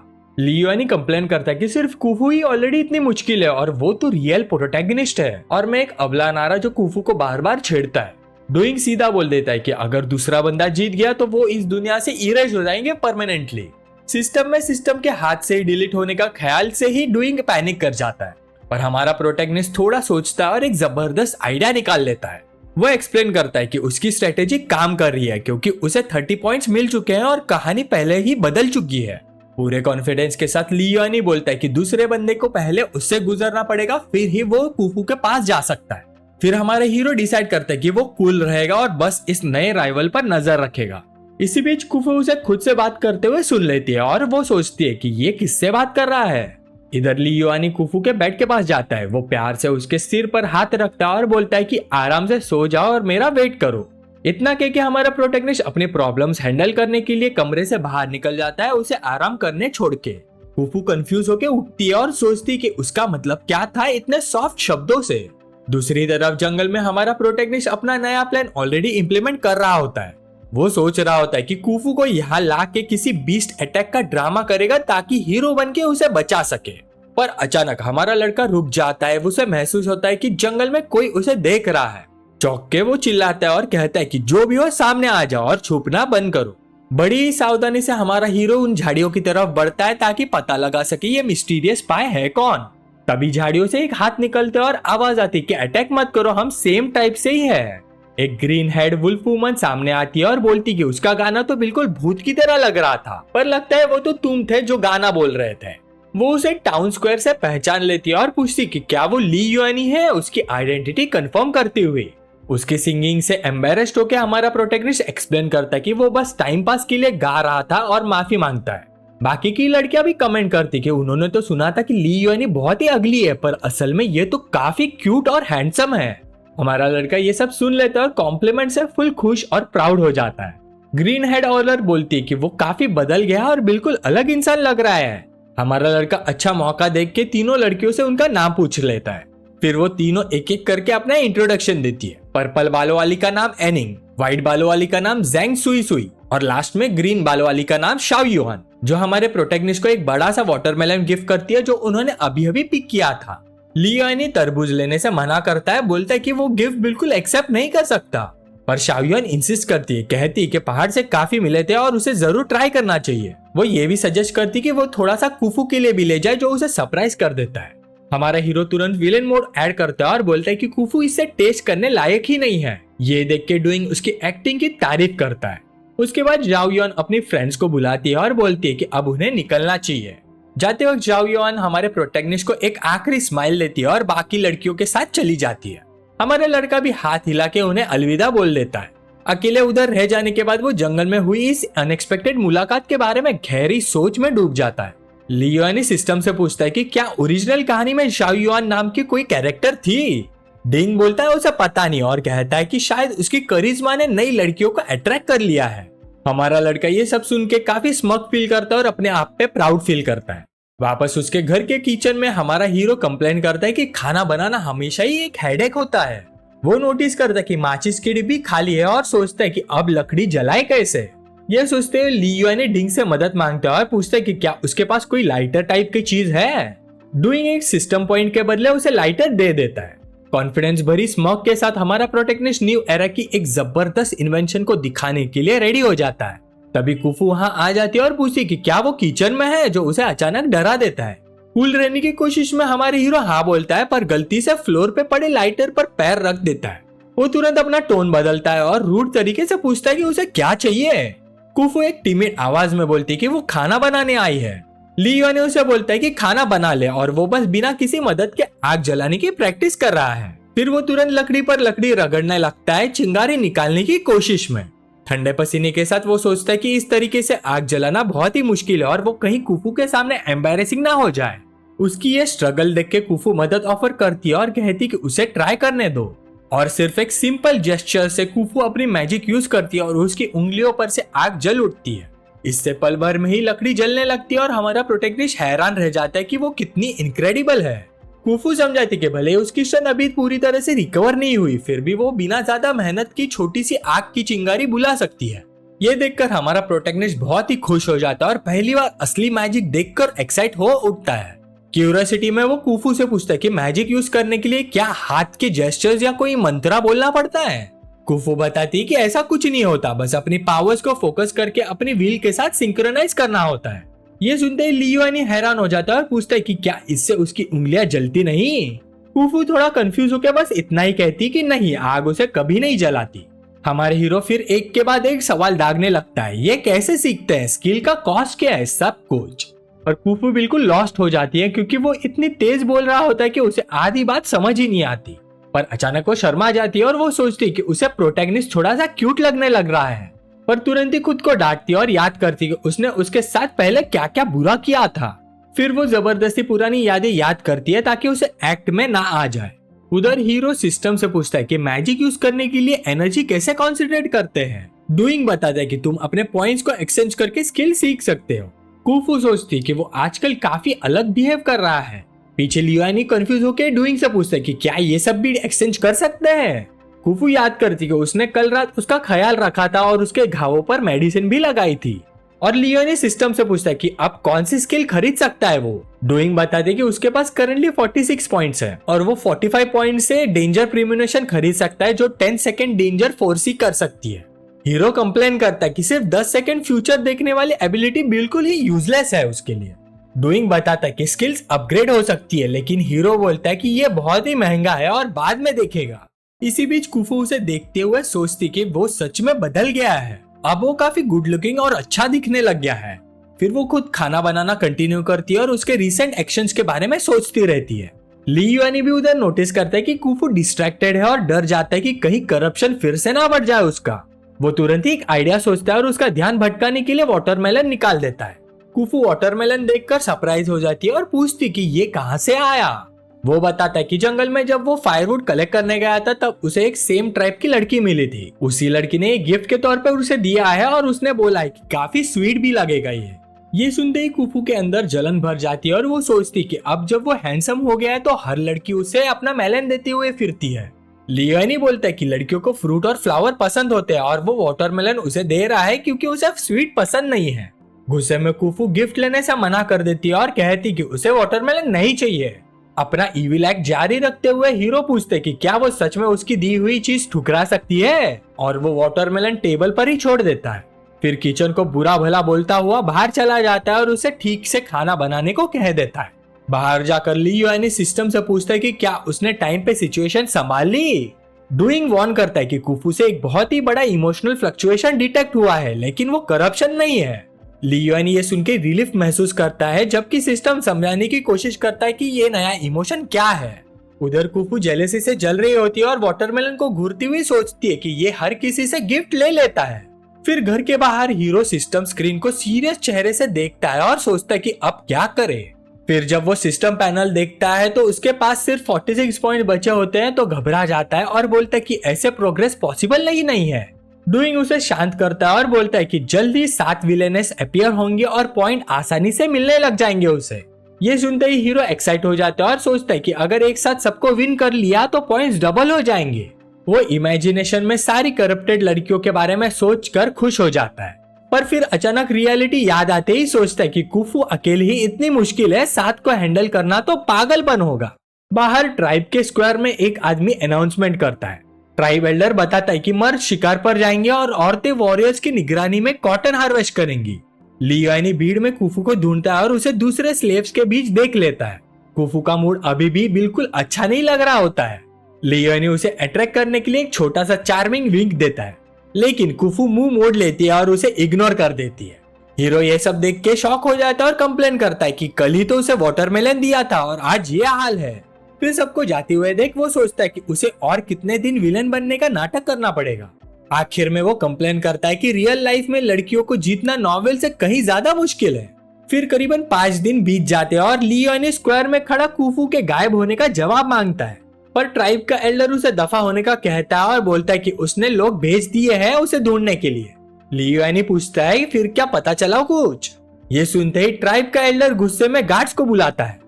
एक गार्ड आगे आता है और एल्डर उसे पूछता है कि हीरो की स्लेव जो वापस नहीं आई उसका क्या हुआ। गार्ड बताता है कि कुफू बाकी स्लेव के साथ एडजस्ट नहीं कर पाई और एक कोने में अकेली काम कर रही थी। फिर वो कहता है कि दूसरे स्लेव से सुना है कि उसे डार्क ट्राइब के किसी आदमी ने उठा लिया था। गुस्से से भरा ली युआनी गार्ड को कॉलर से पकड़ लेता है और उस पर चिल्लाता है कि उसने उसकी हिफाजत क्यों नहीं की। गार्ड अपना बचाव करता है और कहता है कि वो बस एक स्लेव थी, अगर चली भी गई तो हीरो नहीं खरीद सकता है। ये सुन के ली युआनी का गुस्सा फट पड़ता है और वो बर्दाश्त नहीं कर पाता और गार्ड के मुंह पर पंच मारने जाता है उसे निकम्मा और बेकार बोलते हुए, लेकिन गार्ड ली युआनी का पंच ब्लॉक कर लेता है। फिर दोनों जमीन पर गिर के आपस में घुटने लगते हैं। आसपास की भीड़ बातें बनाने लग जाती कि कुफू के बिना ये कुछ भी नहीं और दूसरी स्लेव अफोर्ड भी नहीं कर पाएगा। लियुआनी पीछे हटता है और सबके सामने जोर से कहता है कि कुफू मरी नहीं गई बल्कि उसे उठा लिया गया है। आंखों में एक पक्की डिटर्मिनेशन के साथ वो कसम खाता है कि वो कुफू को जरूर बचा लेगा। फिर वो मुड़ के चला जाता है जबकि लोग उसका मजाक उड़ाते रहते हैं कि एक स्लेव के लिए राजा जैसा बिहेव कर रहा है। अपने घर लौटकर सिस्टम बताता है कि इतने चेंजेस के बाद भी कुफू का कैप्चर होना नहीं बदला।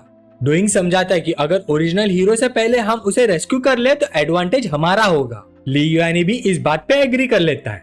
फिर सीन सिटी गेट पर शिफ्ट होता है जहां दूसरे दो रीइंकार्नेटेड लोग अपनी प्लानिंग डिस्कस कर रहे होते हैं। ओरिजिनल प्रोटैगनिस्ट अपने सिस्टम से पूछता है कि जो दूसरा सिस्टम इस दुनिया में डिटेक्ट हुआ है उसका क्या हुआ। ये होता है the original works male lead Shi Tianrui. उसका सिस्टम शुआइडिंग जवाब देता है कि अभी वो दूसरे एनिमी सिस्टम को लोकेट नहीं कर पा रहा। शी टियानरुई कहता है कि कुफू का मास्टर तो मर जाना चाहिए था पर अभी भी जिंदा है, शायद वही दूसरा यूजर हो। शुआइडिंग उसे शांत करता है और कहता है कि वो बस एक एक्स्ट्रा है, मेन स्टोरी अभी भी उसके ही अराउंड घूमती है।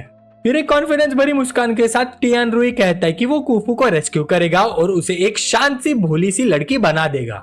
शुआइडिंग भी एग्री करता है और बोलता है कि लियुआनी उसके साथ जो बुरा करता है उसे इनडायरेक्टली वो ही जीत रहा है। इसी वक्त हमारा प्रोटैगनिस्ट लियुआनी अचानक से चीखता है और सोचता है कि कौन उसकी पीठ के पीछे बुराई कर रहा है। फिर सीन चेंज होता है। अभी हम एक अंधेरीली गुफा में एंटर करते हैं। उधर कुफू अब शैडो ट्राइब की कैदी होती है और कैदी जैसे उसे बांध दिया जाता है। जब एक सर्टन जाति बहुत बड़ा पाप करती है और एक डिवाइन पनिशमेंट भुगतती है तो उसके लोग डार्क ट्राइब बन जाते हैं जिन्हें गॉड्स और लाइट भी त्याग देती है। बाकी सब ट्राइब्स भी इन्हें दूर रखते हैं और ये लोग अंधेरे में ही भटकते रहते हैं। एक लड़की भूख लगने की शिकायत करती है और नई कैदी कुफू को घूरती रहती है। कुफू जंजीरों में बंधी होती है, भागने का कोई भी चांस नहीं। वो भूखी औरत बोलती है कि उसे और बर्दाश्त नहीं हो रहा और एक खतरनाक सी मुस्कान के साथ कुफू की तरफ बढ़ती है। हाथ में चाकू पकड़ के वो कहती है कि बस थोड़ा सा टुकड़ा काट लेते हैं, लेकिन ट्राइब की लीडर उसे रोक देती है और कहती कि थोड़ी देर और भूख झेल लो। पर्पल बालों वाली औरत चाकू उठाती है और कहती कि जो कैदी पकड़ी है वो काफी खूबसूरत है और कुफू उसे सीधी बेजान सी नजर से देखती रहती है। चाकू उसकी स्किन को छू लेता है लेकिन उसके चेहरे पर जरा सी भी डर नहीं होता। ट्राइब लीडर कहती है कि इतनी नाजुक बॉडी पर चाकू यूज करना बर्बादी होगी। ब्लेड उसकी स्किन पर टिकी होती है पर कुफू बिल्कुल हिलती तक नहीं। वो औरत झुक के उसे सूंघती है और कहती कि इतनी अच्छी खुशबू सालों से महसूस नहीं की उसने। फिर वो लीडर टिपिकल विलन स्टाइल में कुफू की तरफ देख के जोर जोर से हंसने लगती है और इतना सब होने के बावजूद कुफू का हौसला बिल्कुल नहीं टूटता और फिर उसकी आंखों में एक तेज फायर जल उठती है। वापस ट्राइब में एल्डर लियुआनी को वार्न करता है कि शैडो ट्राइब हमेशा शहर के आसपास ही घूमती रहती है और अकेला जाना पागलपन है, पर हमारे हीरो को कोई फर्क नहीं पड़ता। वो कहता है कि जिन वॉरियर्स को उसने खुद हरा दिया उसकी मदद उसे नहीं चाहिए। लीडर पूछता है कि जब उसे कुफू पसंद ही नहीं थी तो उसके लिए इतना रिस्क क्यों ले रहा है। लियुआनी पूरी कॉन्विक्शन के साथ कहता है कि उसके पास उसे बचाने का एक बहुत सॉलिड वजह है। ट्राइब एल्डर शक भरी नजर से पूछता है कि वो वजह क्या है। अपने दिमाग में लियुआनी सोचता है कि विलन की इमेज बचाने के लिए कोई सेल्फिश एक्सक्यूज देना पड़ेगा। फिर एक स्मग के साथ वो कहता है कि कुफू उसकी स्लेव है और अगर उसे कुछ हो गया तो उसकी रेपुटेशन मिट्टी में मिल जाएगी। ये सुनते ही ट्राइब का एल्डर उसके इस एटीट्यूड से गुस्सा हो जाता है। हीरो से बोलता है कि उसकी इज्जत सबसे ऊपर है उसके लिए। लियुआनी फिर उसे धमकाता है और कहता है कि बीच में ना पड़े उसके और अगर पड़ा तो उसे भी धो देगा वो। ट्राइब लीडर उसे और एक बार रोकता है और कहता है कि उसके पिता के साथ दोस्ती के नाते वो उसे नई स्लेव दे सकता है, पर लियुआनी मना कर देता है और वो मन ही मन सोचता है कि उसे खुद हैरानी होती है कि एल्डर इतना दयालु निकला। लीडर की वार्निंग इग्नोर करके लियुआनी फाइनली गांव छोड़ देता है और डूइंग सिस्टम हवा में उसके साथ साथ चल रहा होता है। अकेला वो एक अंधेरी सुनसान जमीन से गुजरता है शैडो ट्राइब के हाइडआउट की तलाश में। इसी वक्त उसकी रीढ़ की हड्डी में एक ठंडक दौड़ जाती है जैसे हर तरफ खतरा ही खतरा हो। लियुआनी पीछे मुड़ के डर के मारे चीखता है, कौन है वहाँ?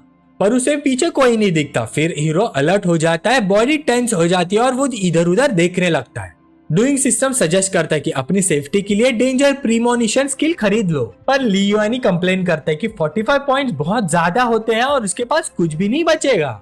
और मौका देख के वो बार्गेनिंग करने की कोशिश ही कर रहा होता है कि तभी एक शैडो ही प्रेजेंस सामने आ जाती है और उसकी बात काट देती है। अगले ही पल कई सारी शैडोज उस पर हमला कर देती है और वो हैरानी से चिल्लाता है। फिर हमें चांदनी के नीचे हवा में सिर्फ लाल रंग के कुछ टुकड़े तैरते हुए दिखते हैं। हमारे हीरो अचानक उठ जाता है, ड्रिप की शिकायत करता है और पूछता है कि कौन सा ड्रम में जाके चेक करेगा। पर फिर अचानक उसे लगता है कि कुछ बहुत ही ज्यादा गलत हुआ है। अंधेरे और बिल्कुल अनजान जगह पर बैठा हुआ वो घबरा के सोचता है कि वो आखिरकार है कहाँ। लियोनी पैनिक में अपने सिस्टम को चिल्लाने लगता है किसी भी तरह की मदद के लिए। तभी डूइंग सिस्टम पॉपअप होता है और उसे बधाई देता है, बोलता है कि वो स्टोरी की सेकंड विलन के हाथ लग चुका है। लियोनी उसे कंफर्म करते हुए पूछता है कि सेकंड फीमेल विलन जो डार्क ट्राइब में से है वही। पर तभी डूइंग फिर से उसे वार्न करता है कि लड़की आ रही है और जो भी होने वाला है उसके लिए खुद को रेडी रखे। ये सुनते ही लियोनी एग्जिट ढूंढने लगता है, लेकिन कंप्लेन करता है कि निकलने के लिए एक छोटा सा दरवाजा तक नहीं है। अचानक लियोनी को आवाज सुनाई देती है और उसे महसूस होता है कि कोई औरत उसकी तरफ दौड़ कर आ रही है। और फिर अगले ही पल अंधेरे से एक मिस्टीरियस औरत निकलती है और सीधा हीरो पर झपट पड़ती है। वो औरत प्यार भरी नजरों के साथ हमारे हीरो को घूरती है और बोलती है, it's the ultimate the strongest ओनी-सान। नई वाइफू को देखकर हीरो बिल्कुल ही स्टंट हो जाता है और सोचता है हाँ, इसके साथ तो आदत पड़ सकती है। फिर वो लड़की लियोनी के चेहरे को प्यार से सहलाने लगती है। लियोनी हैरान होकर पूछता है कि अगर वो विलन है तो इतनी जेंटल क्यों हो रही है। लड़की कहती कि वो बिल्कुल सही टाइम पर उठा है और बोलती कि वो उसके बच्चे की माँ बनना चाहती है। ये सुन के प्रोटैगनिस्ट पूरी तरह से शॉक और कंफ्यूज हो जाता है और उसे घूर के देखता है। बिना टाइम वेस्ट किए लड़की अपने इरादे के लिए तैयारी शुरू कर देती है। घबराया हुआ लियोनी पीछे हटता है और कहता है कि ऐसे चीजों के लिए सही जगह और सही वक्त चाहिए, बचने का बहाना बनाते हुए। वो उस लड़की को सजेस्ट करता है कि पहले एक दूसरे को अच्छे से जान लेते हैं। और मनी मन वो सोचता है कि उसे कुफू को ढूंढने जाना होगा और साथ ही उसे कुफू के आ जाने का डर भी लगा होता है, क्योंकि अगर कुफू यहाँ आके उसे ये इस तरीके से देख लेगी तो वो लोग खत्म हो जाए। इसी वक्त सिस्टम उसे वार्न करता है कि लड़की का करप्शन लेवल तेजी से बढ़ने लगा है और हीरो समझ जाता है कि एक और प्रॉब्लमेटिक विलनेस उसके सर पर आ गई है। तभी अचानक वो लड़की लियोनी को जोर से जमीन पर फेंक देती है। लियोनी उसे शांत करने की कोशिश करता है, बोलता है कि उसे थोड़ा एक्सपीरियंस है और बस एक सेकंड उसकी बात सुन ले। वो लड़की उसे घूरती है और पूछती कि क्या उसे वैसे वाला एक्सपीरियंस है जैसे वो चाहती है। लियोनी शर्म से बोलता है कि ये एक टेक्निकल स्किल है और पहले थियरी सीख लेनी चाहिए उसे। लेकिन लड़की कहती कि वो सीधा प्रैक्टिकल पार्ट पे जाना चाहती है, क्योंकि उसके पेरेंट्स भी सिर्फ एक रात साथ रहे और फिर वो पैदा हो गई। ये सुन के लियोनी और भी ज्यादा घबरा जाता है और लड़की उसे फिर से जमीन पर दबा देती है। वो उसे पूछता है कि क्या उसके कोई सिबलिंग्स है, तुम्हारे माँ बाप ने सिर्फ एक ही बच्चा प्लान नहीं किया होगा, राइट। वो आगे उससे पूछता है कि क्या कभी उसने सोचा कि उसके परिवार में वो अकेली ही क्यों है। वो विलेनेस सोच में पड़ जाती है, वंडर करती कि उसके पेरेंट्स ने सिर्फ एक ही बच्चा क्यों किया। लियोनी उसे एक्सप्लेन करता है कि हर चीज परफेक्ट होनी चाहिए और अंदर ही अंदर वो रो रहा होता है सोच के कि अगर कुफू आ गई तो मिशन फेल हो जाएगा। डूइंग सिस्टम भी कंफर्म करता है कि शुरू में कोई भी विलेनेस दूसरी के बारे में नहीं जान सकती। फिर वो लड़की लियोनी के और पास आ जाती है और पूछती कि सही वक्त और सही जगह का क्या मतलब है उसका। फिर हीरो पूछता है कि क्या उसके पेरेंट्स एक दूसरे से प्यार करते थे। वो लड़की बोलती है हाँ, मेरे मॉम डैड पूरी दुनिया में सबसे ज्यादा प्यार करने वाले लोग हैं, अदरवाइज उनके स्टेटस को देखकर उनका एक साथ रहना बिल्कुल ही इम्पॉसिबल होता। ये सुनते ही लियोनी एक्सप्लेन करता है कि सिर्फ प्यार करने वाले लोग ही बच्चे कर सकते हैं और क्योंकि वो अभी अभी मिले हैं उन्हें पहले प्यार में पड़ना होगा। फिर लियोनी उसे इन्वेंट करके बोलता है कि फीलिंग्स के साथ आदमी में अलग ही एनर्जी आ जाती है। वो लड़की भी उसके बातों में आकर अपने नोटबुक में वो सब लिखने लग जाती है। वो लड़की इस एक्सप्लेनेशन से एक्साइटेड हो जाती है और बोलती कि उसे पता था उसने सही बंदा चुना है, क्योंकि उसे बहुत कुछ आता है। फिर वो और पास आती है, पूरी तरह से डिसाइड करते हुए कि हीरो को खा जाएगी। वो उसे बोलती है कि उसे इस पूरी दुनिया में सबसे खूबसूरत बच्चे पैदा करने हैं। ये सुनते ही हमारे हीरो बिल्कुल फ्लस्ट्रेड हो जाता है, दिमाग की सिट्टी विट्टी गुल। वो उसे पूछता है कि क्या उसने उसकी एक भी बात सुनी नहीं जो अभी अभी उसने बताई थी। लेकिन लड़की सीधा कन्फेस करती कि वो उसे पसंद करती है। वो उसे बताती कि जब उसने उसे एक स्लेव को प्रोटेक्ट करते हुए देखा था तभी से उसे पसंद आ गया। ये सुनते ही लियोनी शॉक हो जाता है जब उसे पता चलता है कि उसने उसे कुफू के साथ देखा था। डूइंग सिस्टम भी कंफ्यूज हो जाता है कि क्या चल रहा है भाई। वो लड़की आगे कहती कि अगर लियोनी उसे कम पसंद करे भी तो वो उसे डबल पसंद करेगी और सब बैलेंस आउट हो जाएगा। तो गाइस इसी बहाने एक लाइक और एक कमेंट कर दो और 2 बार हाइप का बटन दबा दो। फिर अचानक से एक डार्क लाल सी एनर्जी उस लड़की के शरीर से निकलने लगती है। वो एनर्जी लियोनी को पकड़ लेती है और लियोनी डर के मारे चिल्लाता है और पूछता है कि वो उसके साथ क्या कर रही है। लड़की फिर एक्शन के लिए रेडी होने लगती है। साफ दिखता है कि उसके और भी प्लान्स है। एक शरारती मुस्कान के साथ वो कहती है कि वो वही करेगी जो ली युआनी ने उसे कहा था और उसे सिखाना शुरू करने को बोलती है। फिर वो लड़की हमारे हीरो पर झपटती है और जो वो चाहती है वो करने को तैयार हो जाती है।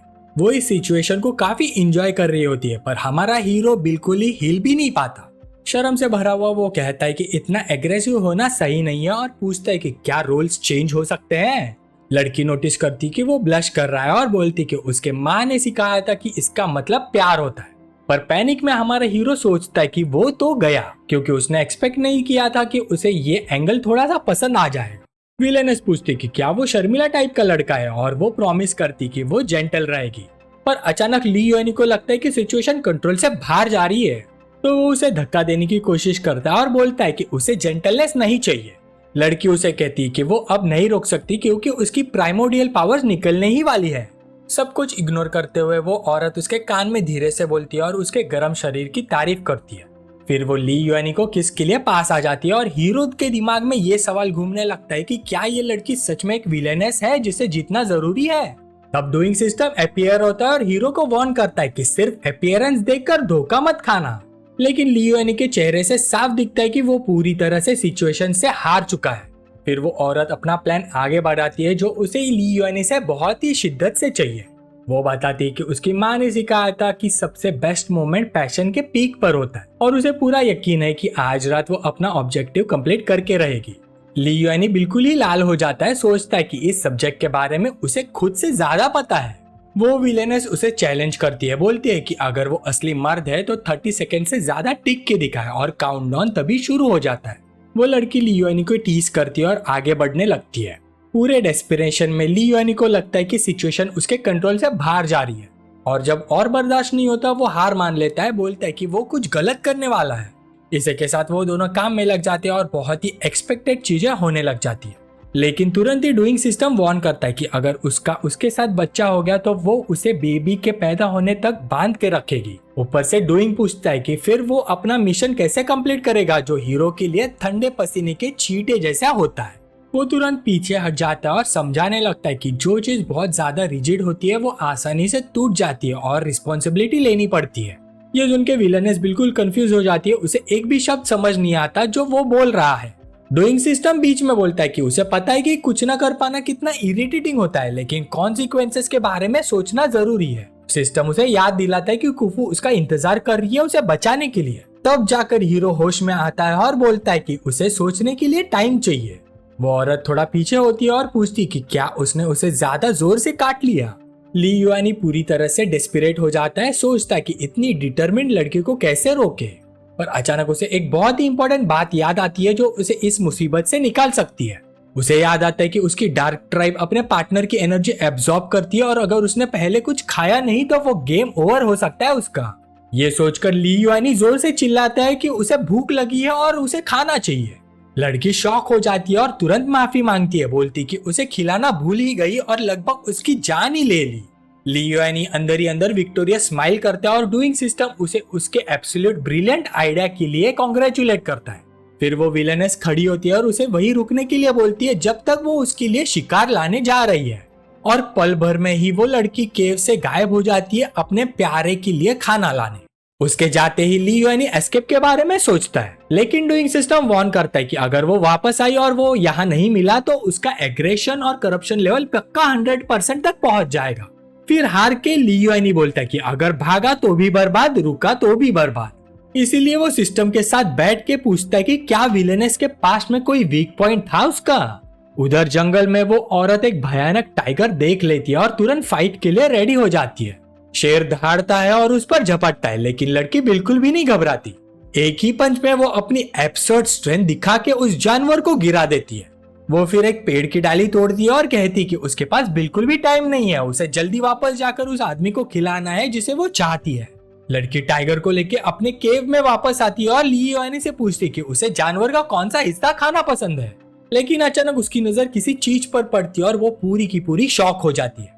ली युआनी बस मस्त चिल कर रहा होता है नदी के किनारे बैठ के फिशिंग करते हुए, पर बेचारे हीरो नहीं जानता कि पास ही में 3 डार्क ट्राइब की औरतें छुपी हुई हैं और उसी को देख रही है। अचानक हमारा ली युआनी फिश को पकड़ लेता है और जोर से उसे पानी से बाहर खींच लेता है और तभी उसे कुछ विस्परिंग सुनाई देती है और वो सोचता है ये लोग क्या बात कर रहे हैं। तब डूइंग सिस्टम ट्रांसलेट करता है और बताता है कि वो लोग डिस्कस कर रहे हैं कि वो कितना टेस्टी लग रहा है। डूइंग सिस्टम ये भी ऑन करता है कि उनकी नजर उसी पे है और वो इतनी आसानी से छोड़ने वाली नहीं है। हीरो कूल बनता है और बोलता है कि एक मछली डिनर के लिए काफी नहीं है। वो एक्टिंग करता है कि जैसे दूसरी मछली पकड़ने जा रहा हूँ, पर एक्चुअली में जमीन से मछली उठा लेता है। जैसे ही लियोनी उठ के खड़ा होता है, वो फुल स्पीड में भागना शुरू कर देता है अपनी फिशी दोस्त को पकड़ के। डार्क ट्राइब की तीनों औरतें जंगल के अंदर उसका पीछा करने लगती है और हमारा बंदा मछली लेके जान बचाता हुआ भाग रहा होता है।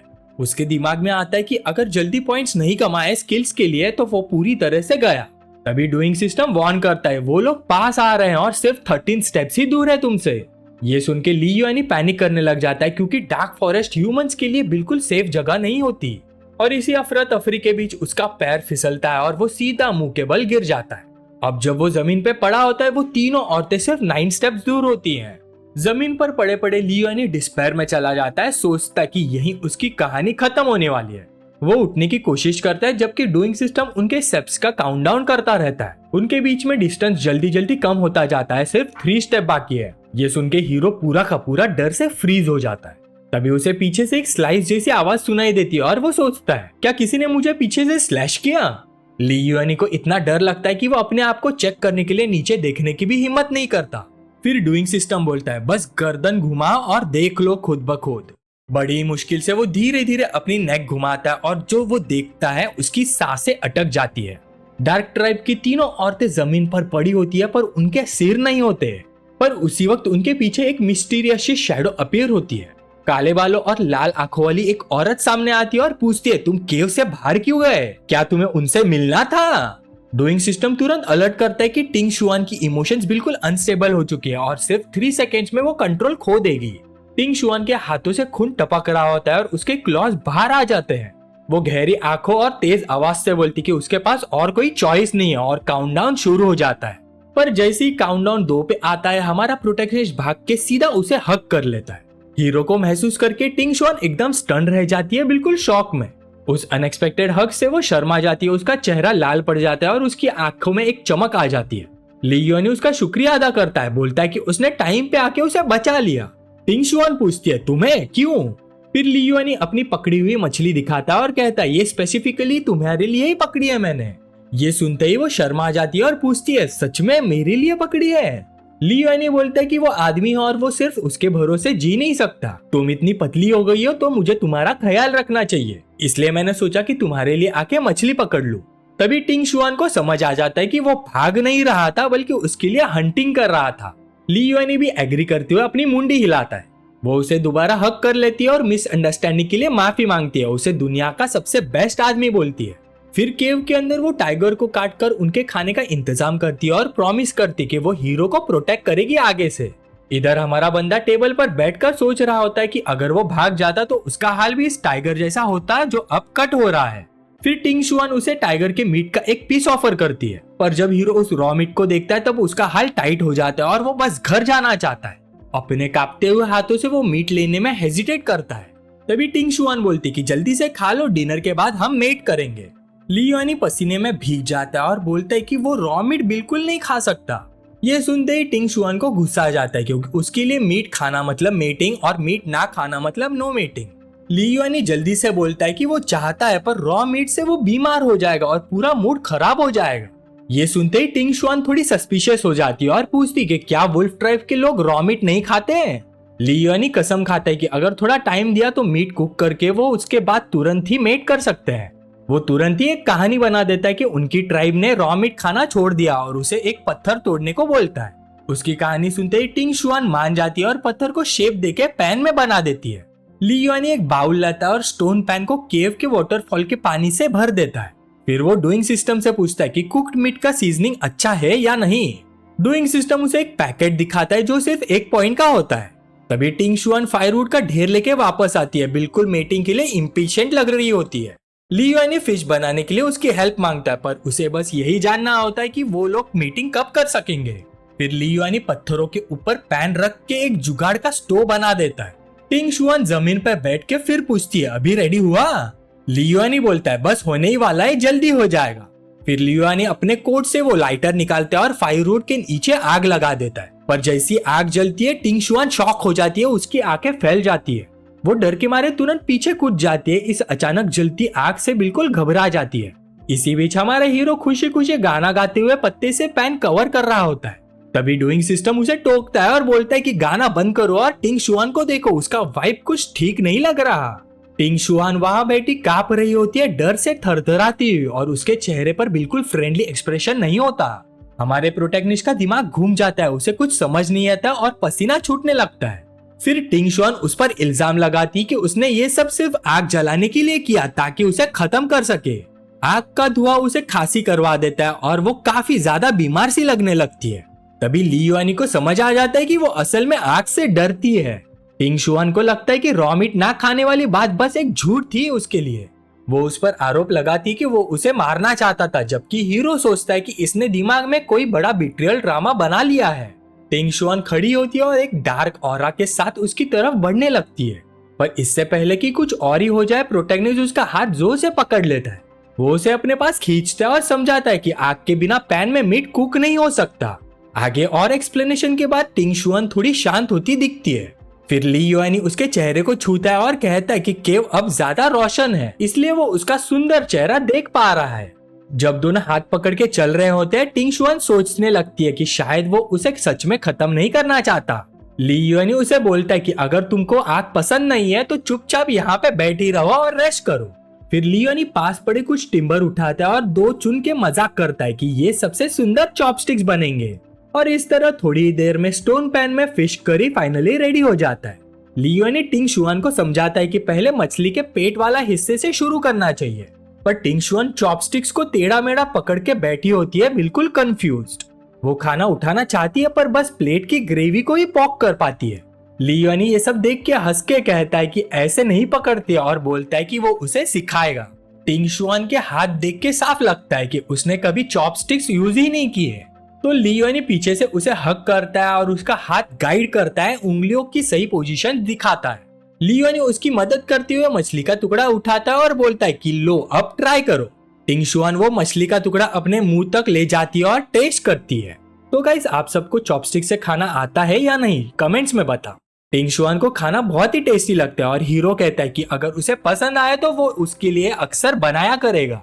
फिर वो किसी भूखे की तरह उस खाने पर झपट पड़ती है। तभी डूइंग सिस्टम अनाउंस करता है कि टिंग शुआन की अफेक्शन आधा पॉइंट बढ़ गई है और हीरो ने 30 पॉइंट्स कमा लिए हैं। लियोनी खुशी से बोलता है कि अब वो फुल्ली लोडेड है और डेंजर प्रीमोनिशन स्किल के लिए ट्रेड करने को कहता है। डूइंग सिस्टम फौरन कंफर्म करता है और 45 पॉइंट्स में डेंजर प्रीमोनिशन मॉड्यूल लोड कर देता है।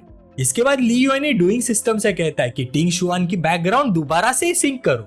डूइंग इसके लिए भी फौरन मान जाता है और हीरो अपनी आंखें बंद कर लेता है इन्फो लेने के लिए। उसे पता चलता है कि टिंग शुआन डार्क ट्राइब और ह्यूमन की हाफ ब्रीड है और बहुत छोटी उम्र में ही ऑर्फन हो गई थी। बेचारी अपने पेरेंट्स के जाने के बाद बहुत रोई थी और उन्हें पुकारती रहती थी। हाफ ब्रीड होने की वजह से ना उसे किसी ने एक्सेप्ट किया और कई बार भूख से मरने के करीब पहुंच गई। इस कठिन बचपन ने उसे जो मिला वो खाने और सर्वाइवल इंस्टिंक्ट पे जीने का आदत डाल दिया। इसी वजह से जब वो बड़ी हुई तो उसकी सबसे बड़ी इच्छा मीटिंग करना बन गई। टिंग शुआन उससे पूछती वो क्यों रो रहा है। लियोनी बहुत ही इमोशनल हो जाता है और कहता है कि उसकी कहानी बहुत ही ट्रेजिक है। फिर वो अपने आंसू पोंछता है पर आंखों में पक्का इरादा होता है उसके।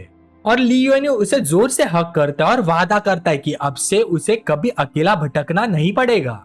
टिंग शुआन हक एक्सेप्ट करती है और उसके जेस्चर से काफी खुश और शर्माई हुई लगती है। इसी के साथ उसकी अफेक्शन और एक पॉइंट बढ़ जाती है और लियोनी को 60 पॉइंट्स का रिवॉर्ड मिलता है। इतने पॉइंट्स मिलते ही लियोनी सोचता है कि ये मिशन तो बिल्कुल आसान है जब वो टिंग शुआन को हक किया होता है। इसके दूसरी तरफ उधर रात के वक्त ट्राइब स्क्वायर में दिखाया जाता है। वहाँ कुफू कुछ लोगों से बहस कर रही होती है जो कह रहे होते हैं कि लियोनी को ढूंढने के लिए वो लोग भेज दिए गए हैं। पर कुफू गुस्से से लाल आंखों के साथ उन पर जानबूझ के अपने मास्टर को नुकसान पहुंचाने का इल्जाम लगाती है। तभी पीछे से ओरिजिनल प्रोटैगनिस्ट घर के दरवाजे पर अपीयर होता है और सब कुछ देखता रहता है। वो सोचता है कि पूरी कहानी गलत है क्योंकि उसे कुफू को बचाना था, ना कि उसे अकेला वापस आता देखना। उसका सिस्टम भी कंफर्म करता है कि ये बहुत ही स्ट्रेंज है, बहुत ज्यादा ही स्ट्रेंज। वापस केव के अंदर टिंग शुआन हीरो की बाहों को जोर से पकड़ के रखती है।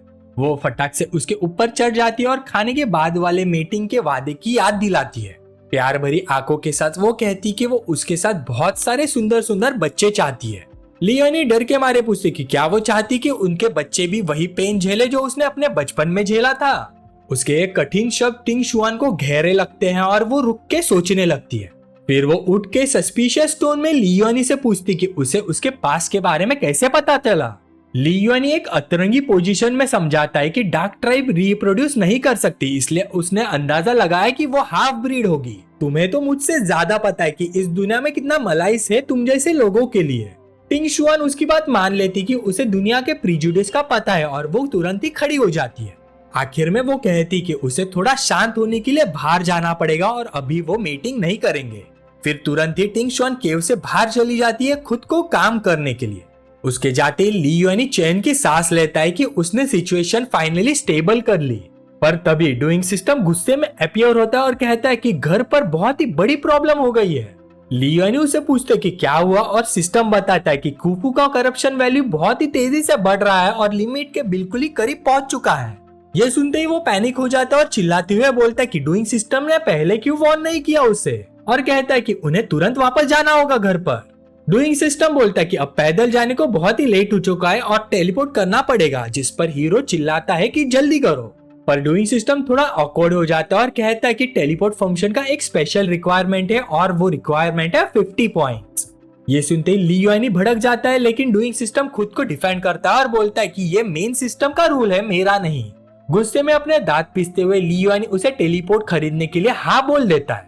अपने ट्राइब में वापस आकर लंबे सफर के बाद लियोनी और सिस्टम फाइनली पहुंच जाते हैं। डूइंग सिस्टम उनकी अराइवल अनाउंस करता है, जबकि लियोनी सीरियस फेस के साथ सिचुएशन चेक करता है। अचानक वो घबरा जाता है जब वो मेन स्क्वायर में भीड़ देखता है। टाइम बिल्कुल भी वेस्ट किए बिना लियोनी दौड़ता हुआ चिल्लाता है कि वो वापस आ गया है। वहाँ वो कुफू को देखता है जो एक बुरी तरह पीटे हुए वॉरियर को कॉलर से पकड़ के खड़ी होती है। लियोनी उसे देखते ही जोर से कुफू का नाम लेता है और बताता है कि वो ठीक है और वापस आ गया है। कुफू उसे देखते ही बिल्कुल शॉक हो जाती है और हाथ से उस आदमी को तुरंत ही छोड़ देती है। फिर डूइंग सिस्टम बताता है कि उसकी करप्शन वैल्यू कम हो गई है, जिससे हीरो और भी कंफ्यूज हो जाता है। फिर गुस्से से भरा ट्राइब का लीडर लियोनी से पूछता है कि उसके स्लेव ने बगावत क्यों की, पर लियोनी उसे पलट के जवाब देता है और बोलता है कि उसके वॉरियर बड़े ही कमजोर और बेकार है। लियोनी उसके मुंह पर बोल देता है कि जब कुफू को किडनैप किया गया था तब भी उसके वॉरियर कुछ नहीं कर पाए थे। फिर वो ट्राइब के लीडर के नाक में अपनी उंगली घुसाता है और बोलता है जब उसके हाउसहोल्ड पे बात आती है तो उसकी फैमिली को प्रोटेक्ट करना इम्पोर्टेंट होता है किसी भी इंसान के लिए, तो इससे कुफू ने जो भी किया वो गलत नहीं था। इतना कह के वो कुफू का हाथ पकड़ता है और कहता है कि चलो घर चलते हैं। ट्राइब का लीडर ये बात सुनते ही रोने लग जाता है। बाकी आदमी चुपचाप खड़े रह के उसे तसल्ली देते रहते हैं। तब कुफू उसे शर्माते हुए देखती है। दोनों के हाथ प्यार से जुड़ जाते हैं और तुरंत ही डूइंग सिस्टम अनाउंस करता है कि उसकी अफेक्शन बढ़ गई है और हीरो को 60 पॉइंट्स और मिलते हैं। दूर से कहानी का असली प्रोटैगनिस्ट ये सब देखता है और कंप्लेन करता है कि लियोनी अभी तक एलिमिनेट क्यों नहीं हुआ। राइवल सिस्टम उसे बोलता है कि स्टोरी बिल्कुल ऑथेंटिक है और थोड़ा चिल करने को कहता है। फिर ओरिजिनल प्रोटैगनिस्ट अपने मेन प्लॉट को इग्नोर करके जंगल में टिंग शुआन को ढूंढने के लिए चला जाता है। उधर रात विलेज पर छा जाती है और एक मिस्टीरियस वाइब आ जाती है। पेड़ के ऊपर बैठा सांप सोचता है कि लियोनी डार्क ट्राइब से कैसे बच कर निकल आ गया। वो सरपंच धीरे धीरे ट्रांसफॉर्म होने लगती है और शाओजुआन के खूबसूरत पैर दिखने लगते हैं। पेड़ के डाली पर बैठी शाओजुआन कुछ समझ नहीं पाती और सोचती है एक यूजलेस यंग मास्टर जो खुद को भी संभाल नहीं सकता ये सब कैसे कर गया। टाउन स्क्वायर में वापस ट्राइब का लीडर गुस्से में चिल्लाता है कि किडनैपिंग एक बड़ा झूठ था। वो लियोनी पर इल्जाम लगाता है और कसम खाता है कि अब वो उसकी कभी परवाह नहीं करेगा। और इसके तुरंत बाद लियोनी के घर पर वो और कुफू के बीच थोड़ा टेंशन हो जाता है। अंदर दोनों जन चुपचाप एक दूसरे को देखते ही रहते और कुफू का चेहरा शर्माहट से लाल हो जाता है। टेबल पर बैठी कुफू सोचती कि लियोनी उसे ऐसे क्यों देख रहा है। लियोनी कुछ नहीं बोलता, बस आगे बढ़ के उसके कंधे को छूता है। इस पर कुफू चौंक जाती है और घबरा के तुरंत खड़ी हो जाती है। लियोनी उसका ऐसा रिएक्शन देख के पूछता है फिर से ऐसी नर्वस क्यों हो रही हो जबकि वो लोग ठीक से बात कर रहे थे। शर्माती हुई कुफू बोलती है कि कुछ नहीं है और उसके लिए खाना बनाने की ऑफर करती है और कुफू शर्माती हुई किचन में भाग जाती है। उसे देखकर हीरो सोचता है क्या वो अभी भी नाराज है, लेकिन सिस्टम बताता है कि उसकी अफेक्शन बढ़ ही रही है। फिर मुस्कुराते हुए लियोनी समझ जाता है कि शायद वो उसमें इंटरेस्टेड हो रही है और अपनी स्ट्रेटेजी बदलने का सोचता है। तभी डूइंग सिस्टम जोर से फ्लैश करने लग जाता है और वार्निंग देता है। डूइंग सिस्टम बताता है कि दूसरी विलेनेस टिंग शुआन वापस केव आ चुकी है और उसे ना देखकर उसकी करप्शन स्काईरॉकेट हो गई है। गुस्से में लियोनी ऑथर के रूल को गाली देता है जो विलेनेसेस को एक दूसरे से मिलने से रोकता है। वो कंप्लेन करते हैं कि 7 लड़कियां हैं जो एक दूसरे को कभी देख नहीं सकती और सिस्टम से सवाल करता है। इसलिए वो तुरंत डिसाइड करता है कि वो पहले कुपू से बात करेगा वरना उसकी भी करप्शन वैल्यू धड़ से बढ़ जाएगी। उधर केव में दूसरी विलेनेस टिंग शुआन भड़की हुई होती है और सोचती कि हीरो ने उसे झूठ बोल के भाग गया। खाली केव में वो अकेली खड़ी होती है और वो खुद को धोखा खाए हुए महसूस करती है। एक डार्क और डेंजरस ऑरा उसके अराउंड फैल जाता है और वो कसम खाती कि लियुआनी बच नहीं पाएगा उससे। तभी उसके पीछे से लियुआनी की आवाज सुनाई देती है जो उसका नाम ले रहा होता है और पूछता है कि क्या हुआ। टिंग शुआन उसकी आवाज सुनते ही घूम के देखती है और शॉक हो जाती है कि वो सच में वापस आ गया। लियोनी उसके पीछे से अपीयर होता है और 3 सिस्टम पॉइंट से खरीदा हुआ गिफ्ट दिखाता है जो होता है एक प्यारा सा ब्लैक ड्रेस ओनली फॉर टिंग शुआन। टिंग शुआन उसे और उस गिफ्ट को घूरते ही रहती है अभी तक शॉक में। फिर बिना सोचे समझे टिंग शुआन हीरो पर झपट्टी मार देती है जिससे हीरो बिल्कुल स्टंट हो जाता है। वो उसे गिरा देती है और दोनों जमीन पर एक दूसरे के ऊपर गिर जाते हैं। पूरे लाल चेहरे के साथ वो बोलती कि अब वो और वेट नहीं कर सकती and let's mate right now and have a baby. इसी वक्त डूइंग सिस्टम वार्न करता है कि हीरो को गिव अप नहीं करना चाहिए क्योंकि अगर वो प्रेग्नेंट हो गई तो वो कभी भाग नहीं पाएगा वहां से। इस वक्त लियुआनी के माथे पे शिकंजा आ जाती है और वो कहता है ऑफ कोर्स ये मुझे पता है, मुझे कुछ ना कुछ करना ही पड़ेगा। तभी मेन सिस्टम उसे विलेनस फीमेल से मेट करने का ऑप्शन देता है पर हीरो तुरंत ही मना कर देता है। तभी लियुआनी फिर से बहाना बनाता है और उससे पूछता है कि क्या तुम्हें डार्क ट्राइब और वुल्फ ट्राइब कैसे मेट करते हैं पता भी है? हम दोनों की रेस अलग अलग है और ये हमारे लिए बहुत ही डेंजरस हो सकता है। ये सुनते ही टिंग शुआन कंफ्यूज हो जाती है और पूछती कि ये डेंजरस कैसे हो सकता है। इस पर लियुआनी बोलता है कि उसे उसके पहले उसकी बॉडी स्ट्रक्चर को समझना होगा। टिंग शुआन बोलती है बॉडी स्ट्रक्चर वो क्या होता है? लियुआनी बोलता है वो इम्पोर्टेंट नहीं है, क्या वो उस पर भरोसा करती है? एक क्यूट सी शक्ल बना के टिंग शुआन कहती कि वो हीरो पर पूरा भरोसा करती है। लियुआनी उसे बोलता है कि हमारे वुल्फ ट्राइब में एक प्रोसीजर होता है जिसे हम एपेटाइजर बोलते हैं और वो मनी मन सोचता है ये उसका फर्स्ट टाइम है। जब तक मैं उसे रोलर कोस्टर का एहसास कराता रहूंगा, उसकी मेंटल एनर्जी और स्टेमिना खत्म करता रहूंगा, तब तक मैं इस सिचुएशन को अंडर कंट्रोल रख पाऊंगा। लियुआनी उसे बोलता है कि रिलैक्स करो क्योंकि वो उसका बॉडी स्ट्रक्चर चेक करने वाला है और टिंग शुआन बोलती है ठीक है मैं रिलैक्स होती हूँ। उसी मोमेंट लियुआनी प्रोसेस स्टार्ट करता है और उसका छोटा सा हाथ धीरे धीरे उसके बॉडी के अराउंड मूव करने लगता है जिससे टिंग शुआन शॉक हो जाती है। टिंग शुआन उससे पूछती ये क्या है पर वो बस बोलता है कि ये तो बस शुरुआत है। फिर लियुआनी का हाथ बहुत ही प्रिसीजन और स्ट्रेटेजी के साथ मूव करने लगता है। टिंग शुआन पूरी तरह से लाल हो जाती है और उसे बहुत जोर से गले लगा लेती है। तब लियुआनी को रियलाइज होता है कि अंडर डेवलप बॉडी टच के लिए काफी सेंसिटिव होती है। फिर वो टिंग शुआन को अपनी भाव में उठाकर वो कहता है कि अब वो अपने नेस्ट में जा रहे हैं। वो थोड़ा कांपती हुई हाँ बोल देती है जब हीरो उसे मजबूती से अपने भाव में लेता है। फिर लियुआनी उसे बेड पर लिटा देता है और पूछता है कि क्या वो कंटिन्यू करना चाहती है। टिंग शुआन बोलती कि हालांकि ये बहुत ही वियर्ड लग रहा है पर अच्छा भी लग रहा है। इसके बाद लियुआनी प्रोसेस कंटिन्यू करता है और टिंग शुआन धीरे धीरे ज्यादा जोरों से सांस लेने लगती है। कुछ देर बाद हीरो थका हुआ और थोड़ा मैसी दिखने लगता है। उसके मुंह से पानी आना चालू हो जाता है उनके छोटे से जैम सेशन के बाद। उसे देखकर लियुआनी सोचता है कि लड़की इतनी थक गई कि गहरी नींद में चली गई और डूइंग सिस्टम उसे कॉन्ग्रेचुलेट करता है host you have got the moves.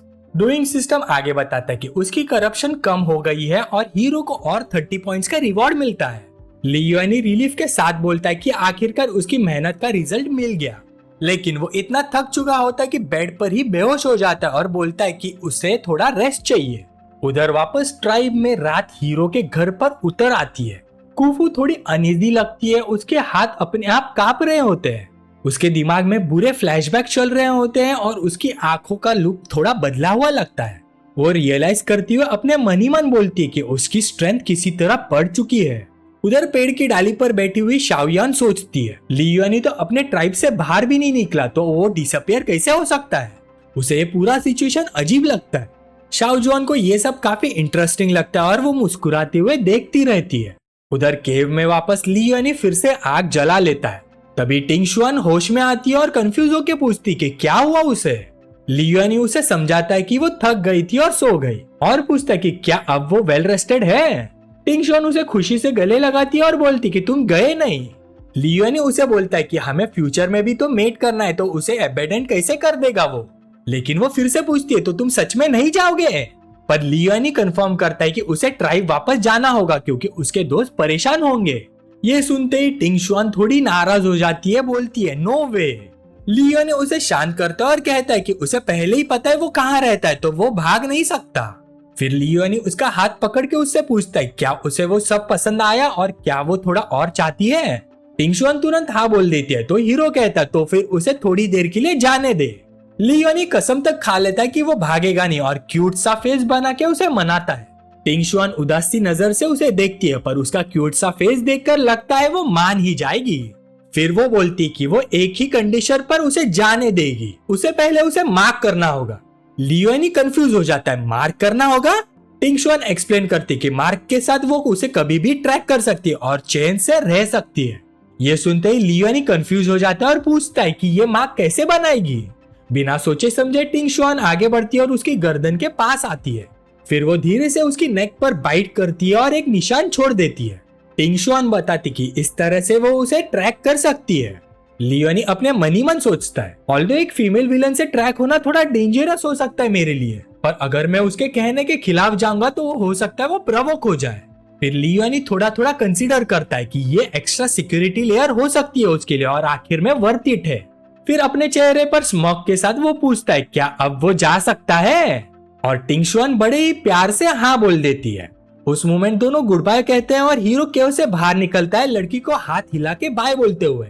बाहर आकर लियोनी को थोड़ा अजीब लगता है कि उसने इतनी आसानी से उसे जाने दिया और वो थोड़ा सस्पिशियस हो जाता है। फिर हीरो जंगल में एक अच्छी तरह छुपी जगह ढूंढता है टेलीपोर्ट यूज करने के लिए, पर वो टेलीपोर्ट करने ही वाला होता है कि उसे जंगल से किसी की कंप्लेन करने की आवाज सुनाई देती है। वो आवाज सुनते ही लियोनी तुरंत समझ जाता है कि ओरिजिनल प्रोटैगनिस्ट वही है और वो भी उसी विलन को कैप्चर करने आया है। ओरिजिनल प्रोटैगनिस्ट बोलता है कि उसे कुछ भी नहीं मिला और उसका सिस्टम उसे सर्च छोड़ने को मना करता है। ये सुनते ही लियोनी समझ जाता है कि उसके राइवल के पास भी सिस्टम है। लगता है शीटियन रुई के प्लॉट पॉइंट्स मैंने एक्वायर कर लिए, इसलिए वो टिंगशुआन को मिल नहीं पाया। वो आगे सोचता है कि ओरिजिनल हीरो से कम्पीट करना नामुमकिन है, इसलिए वो वहां से टेलीपोर्ट हो जाता है। पर फिर वो सोचता है कि राइवल ज्यादा हैंडसम है और उसका सिस्टम भी बेटर है, और टेंशन में आ जाता है कि वो कैसे कम्पीट करेगा उससे। लियोनी कंप्लेन करता है कि उसने अपना फर्स्ट टाइम टिंगशुआन को दे दिया है, तो ये टिंगशुआन की भी रिस्पॉन्सिबिलिटी बनती है कि वो उसको धोखा ना दे। इसलिए हीरो डिसाइड करता है कि वो ऐसे ही नहीं जा सकता और सिस्टम को कहता है कि उसे वापस भेजो। उधर विलेनस टिंगशुआन बेड पर लेटी होती है, बिल्कुल बोर हो चुकी होती है और वो अकेली होती है। तभी उसे पीछे से कदमों की आवाज सुनाई देती है। वो सरप्राइज हो जाती है और तुरंत उठ बैठती है ये देखने के लिए कि कौन आ रहा है। उसी वक्त लियोनी स्माइल के साथ अपीयर होता है और बोलता है कि उसे कुछ इम्पोर्टेंट याद आ गया था। हीरो को देखते ही टिंगशुआन उसे गले लगाती है और पूछती कि क्या वो उसे अकेला छोड़ने का ख्याल बर्दाश्त नहीं कर पाया। लियोनी भी बड़े प्यार से बोलता है हाँ राइट, मैं बर्दाश्त नहीं कर पाया। फिर वो टॉपिक चेंज करते हुए मेन पॉइंट बोलता है कि जाने से पहले वो उसे नए आउटफिट में देखना चाहता था जो वो ले आया था उसके लिए, पर वो मनी मन सोच रहा था कि वो टिंगशुआन को ओरिजिनल प्रोटैगनिस्ट से मिलने नहीं दे सकता किसी भी हालत में।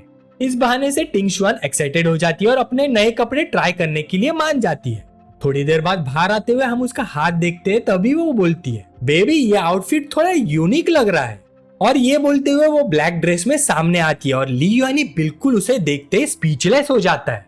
लियोनी उसे समझाते हुए बोलता है हाँ ये कपड़े ह्यूमन रेस को बिलोंग करते हैं, तुम्हें पसंद आए।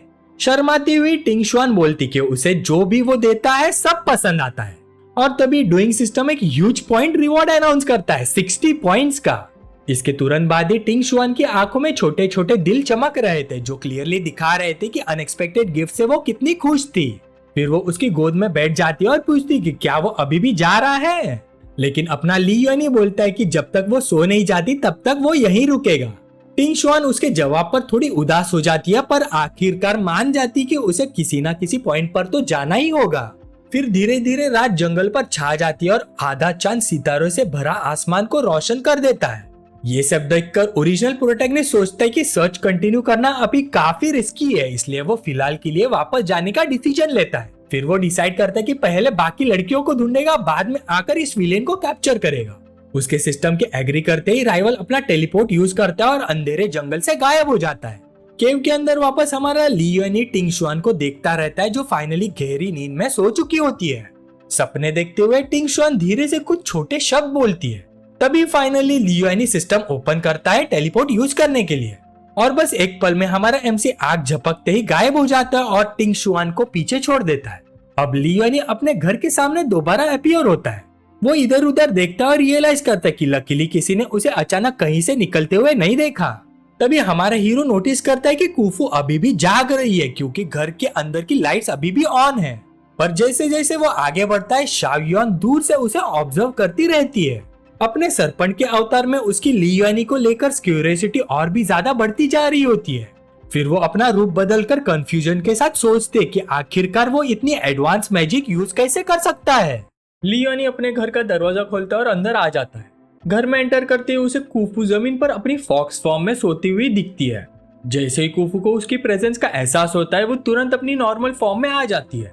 लियोनी पूछता है कि वो बेड पर सोने के बजाय फ्लोर पर क्यों सो रही थी। कुफू उसके हाथ में मछलियों को देखकर सोचती कि वो अभी भी इतना वीक है, इसलिए सिर्फ 2 ही पकड़ पाया। फिर कुफू बोलती कि डिनर रेडी है, लेकिन लियोनी उसे सर्व करने से रोक देता है। एक सीरियस टोन में वो इंसिस्ट करता है कि पहले ये बताओ कि तुम फ्लोर पे क्यों सो रही थी। थोड़ी ऑकवर्ड से स्माइल के साथ कुफू बोलती है कि वो बस ऐसे ही सोने की आदत में है। लियोनी तुरंत पॉइंट आउट करता है कि उसे पता है कि उसे सॉफ्ट बेड पसंद है और झूठ बोलने का कोई मतलब नहीं है। फिर वो कुफू के सिर पर हाथ फेर के बोलता है कि आज से बिना डरे बेड पर ही सोया करे। फिर लियोनी कुफू के कान के पास झुक कर बोलता है, डरने की कोई बात नहीं है, मैं क्या तुम्हें खा नहीं जाऊंगा। कुफू पूरी तरह से फ्लस्टर्ड हो जाती है और सोचती कि आजकल वो इतना अजीब क्यों बिहेव कर रहा है। अपनी टफ गाय इमेज बनाए रखने के लिए लियोनी बोलता है कि वो खुद खाना सर्व करेगा ताकि वो पॉइजन ना कर दे। ये बोलते ही लियोनी किचन की तरफ जाता है और कुफू पीछे पीछे से देखते हुए चलती है। कुफू सोचती है कि वो पूरी तरह से बदला नहीं है, लेकिन कम से कम पहले जैसा क्रूअल भी नहीं रहा, जो थोड़ा रिलीफ है। फिर डूइंग सिस्टम अनाउंस करता है कि कुफू की अफेक्शन बढ़ गई है और हीरो को 5 पॉइंट्स मिलता है। ये सुनते ही लियोनी पूरी तरह से कंफ्यूज हो जाता है और कंप्लेन करता है कि अब उसे समझ ही नहीं आ रहा है कि वो क्या सोच रही है। डूइंग सिस्टम बोलता है कि वो ऑलरेडी काफी अच्छा कर रहा है और बस ऐसे ही कंटिन्यू करने को कहता है। ये सुनते ही लियोनी कॉन्फिडेंस से भर जाता है और किसी भी चैलेंज के लिए रेडी फील करता है। अपना एक कंटिन्यू रखने के लिए वो खाना सर्व करता है और कुफू को बैठकर खाने को बोलता है, वरना प्रॉब्लम होगी। कुफू भी चुपचाप ऑबे करती है और हीरो बोलता है कि उसे अपने घर में किसी का भी भूखा रहना बिल्कुल पसंद नहीं। कुफू सिर्फ नॉड करती है और चॉपस्टिक्स पकड़कर बैठ जाती है। घर के बाहर शाओयुआन अभी भी दोनों को डिनर करते हुए देख रही होती है। तभी अचानक लियोनी को अपनी गर्दन पर एक तेज खुजली महसूस होती है, जहां टिंगशुआन ने उसे बाइट किया था। कुफू तुरंत ही उसकी रिएक्शन नोटिस कर लेती है और क्यूरियस हो जाती है। फिर अचानक वो टेबल पर जोर से हाथ मारती है और उठ के खड़ी होती है, जिससे लियोनी घबरा जाता है। कुफू की इंस्टिंक्ट जाग जाती है और कुफू लियोनी की गर्दन पर मार्क देख लेती है। उस मार्क को देख के गुस्से में वो चिल्लाकर पूछती है कि किसने उसे मार्क किया। कुफू डार्क ट्राइब की ऑरा को पहचान लेती है और प्रोटैगनिस्ट को समझ आ जाता है कि कुफू काफी ज्यादा गुस्सा हो चुकी है। फिर लियोनी तुरंत ही कहानी बना देता है कि उसे पकड़ लिया गया था और बाइट किया गया, लेकिन वो समहाउ बचकर निकल आया। अब लगता है ये मार्क तो नहीं जाने वाला, तो कोई प्रॉब्लम होगी क्या इससे। कुफू वार्न करती कि अब डार्क ट्राइब की नजर उस पर है और वो उसे जबरदस्ती मेट करने पर मजबूर करेंगे। लियोनी के चेहरे पर बोर्ड एक्सप्रेशन आ जाता है, क्योंकि उसकी एनालिसिस बिल्कुल ही सही होती है। फिर कुफू दोबारा टेबल पर जोर से हाथ मारती है और सीरियस हो जाती है। कुफू कहती कि उन्हें डार्क ट्राइब से दूर किसी सेफ जगह निकलना होगा ताकि वो उनका पीछा न कर पाए। लियोनी इस डिसीजन पर सवाल करता है और वो उसे समझाती कि दूसरे ट्राइब का मार्क कितना खतरनाक हो सकता है उसके लिए। फिर लियोनी अपने चॉपस्टिक्स टेबल पर रख देता है। वो कुफू को घूर कर पूछता है कि क्या वो इस बात से डरती नहीं कि वो हमेशा के लिए अपनी फ्रीडम खो देगी। शर्मिंदा सी कुफू धीरे से बोलती कि वो बस उसे हर्ट होते हुए नहीं देखना चाहती बस। ये सुनते ही डूइंग सिस्टम पूरी तरह से कंफ्यूज हो जाता है। मुस्कुराते हुए लियोनी उसकी लॉयल्टी की तारीफ करता है और डिनर फिनिश करने को कहता है। कुफू चुप रहती है और हीरो बोलता है कि वो फिशिंग से थक चुका है और कल बात करेंगे। लियोनी सोचता है कि उसे कुफू को काम रखना होगा ताकि उसे दूसरी विलेनेस के बारे में पता ना चले।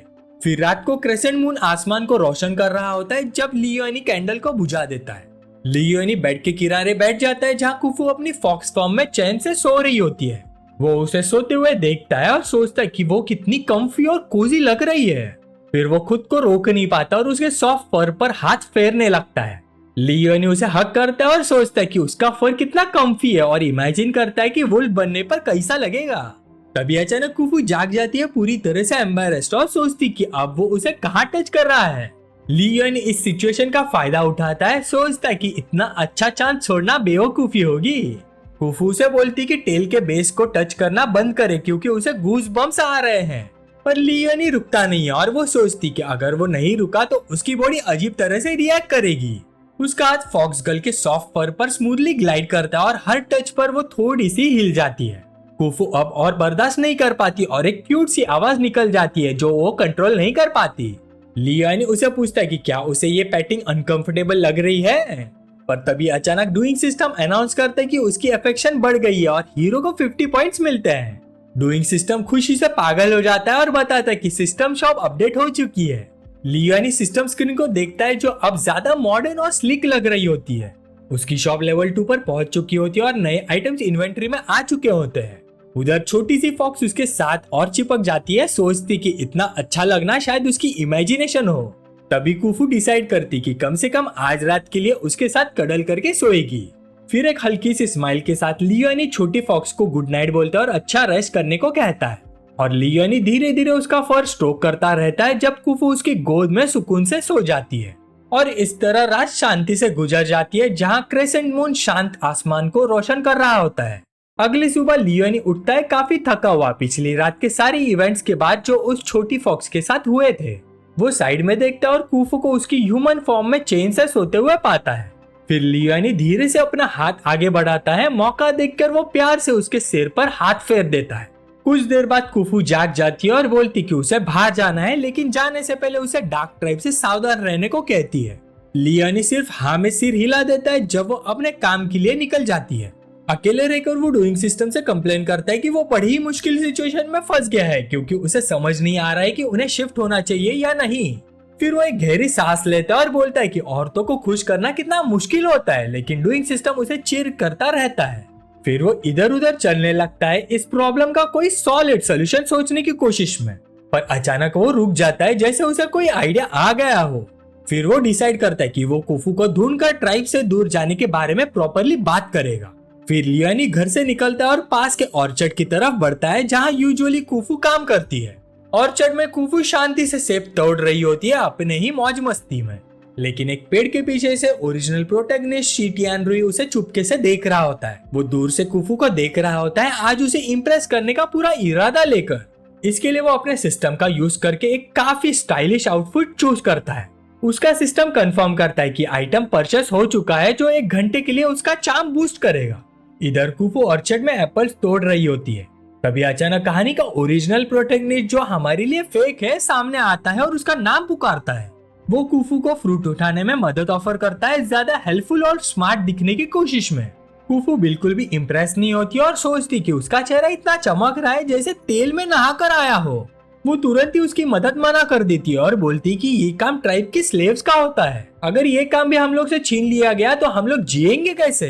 देखो जेंटलमैन, अपने काम से काम रखो और मुझे भी अपना काम करने दो।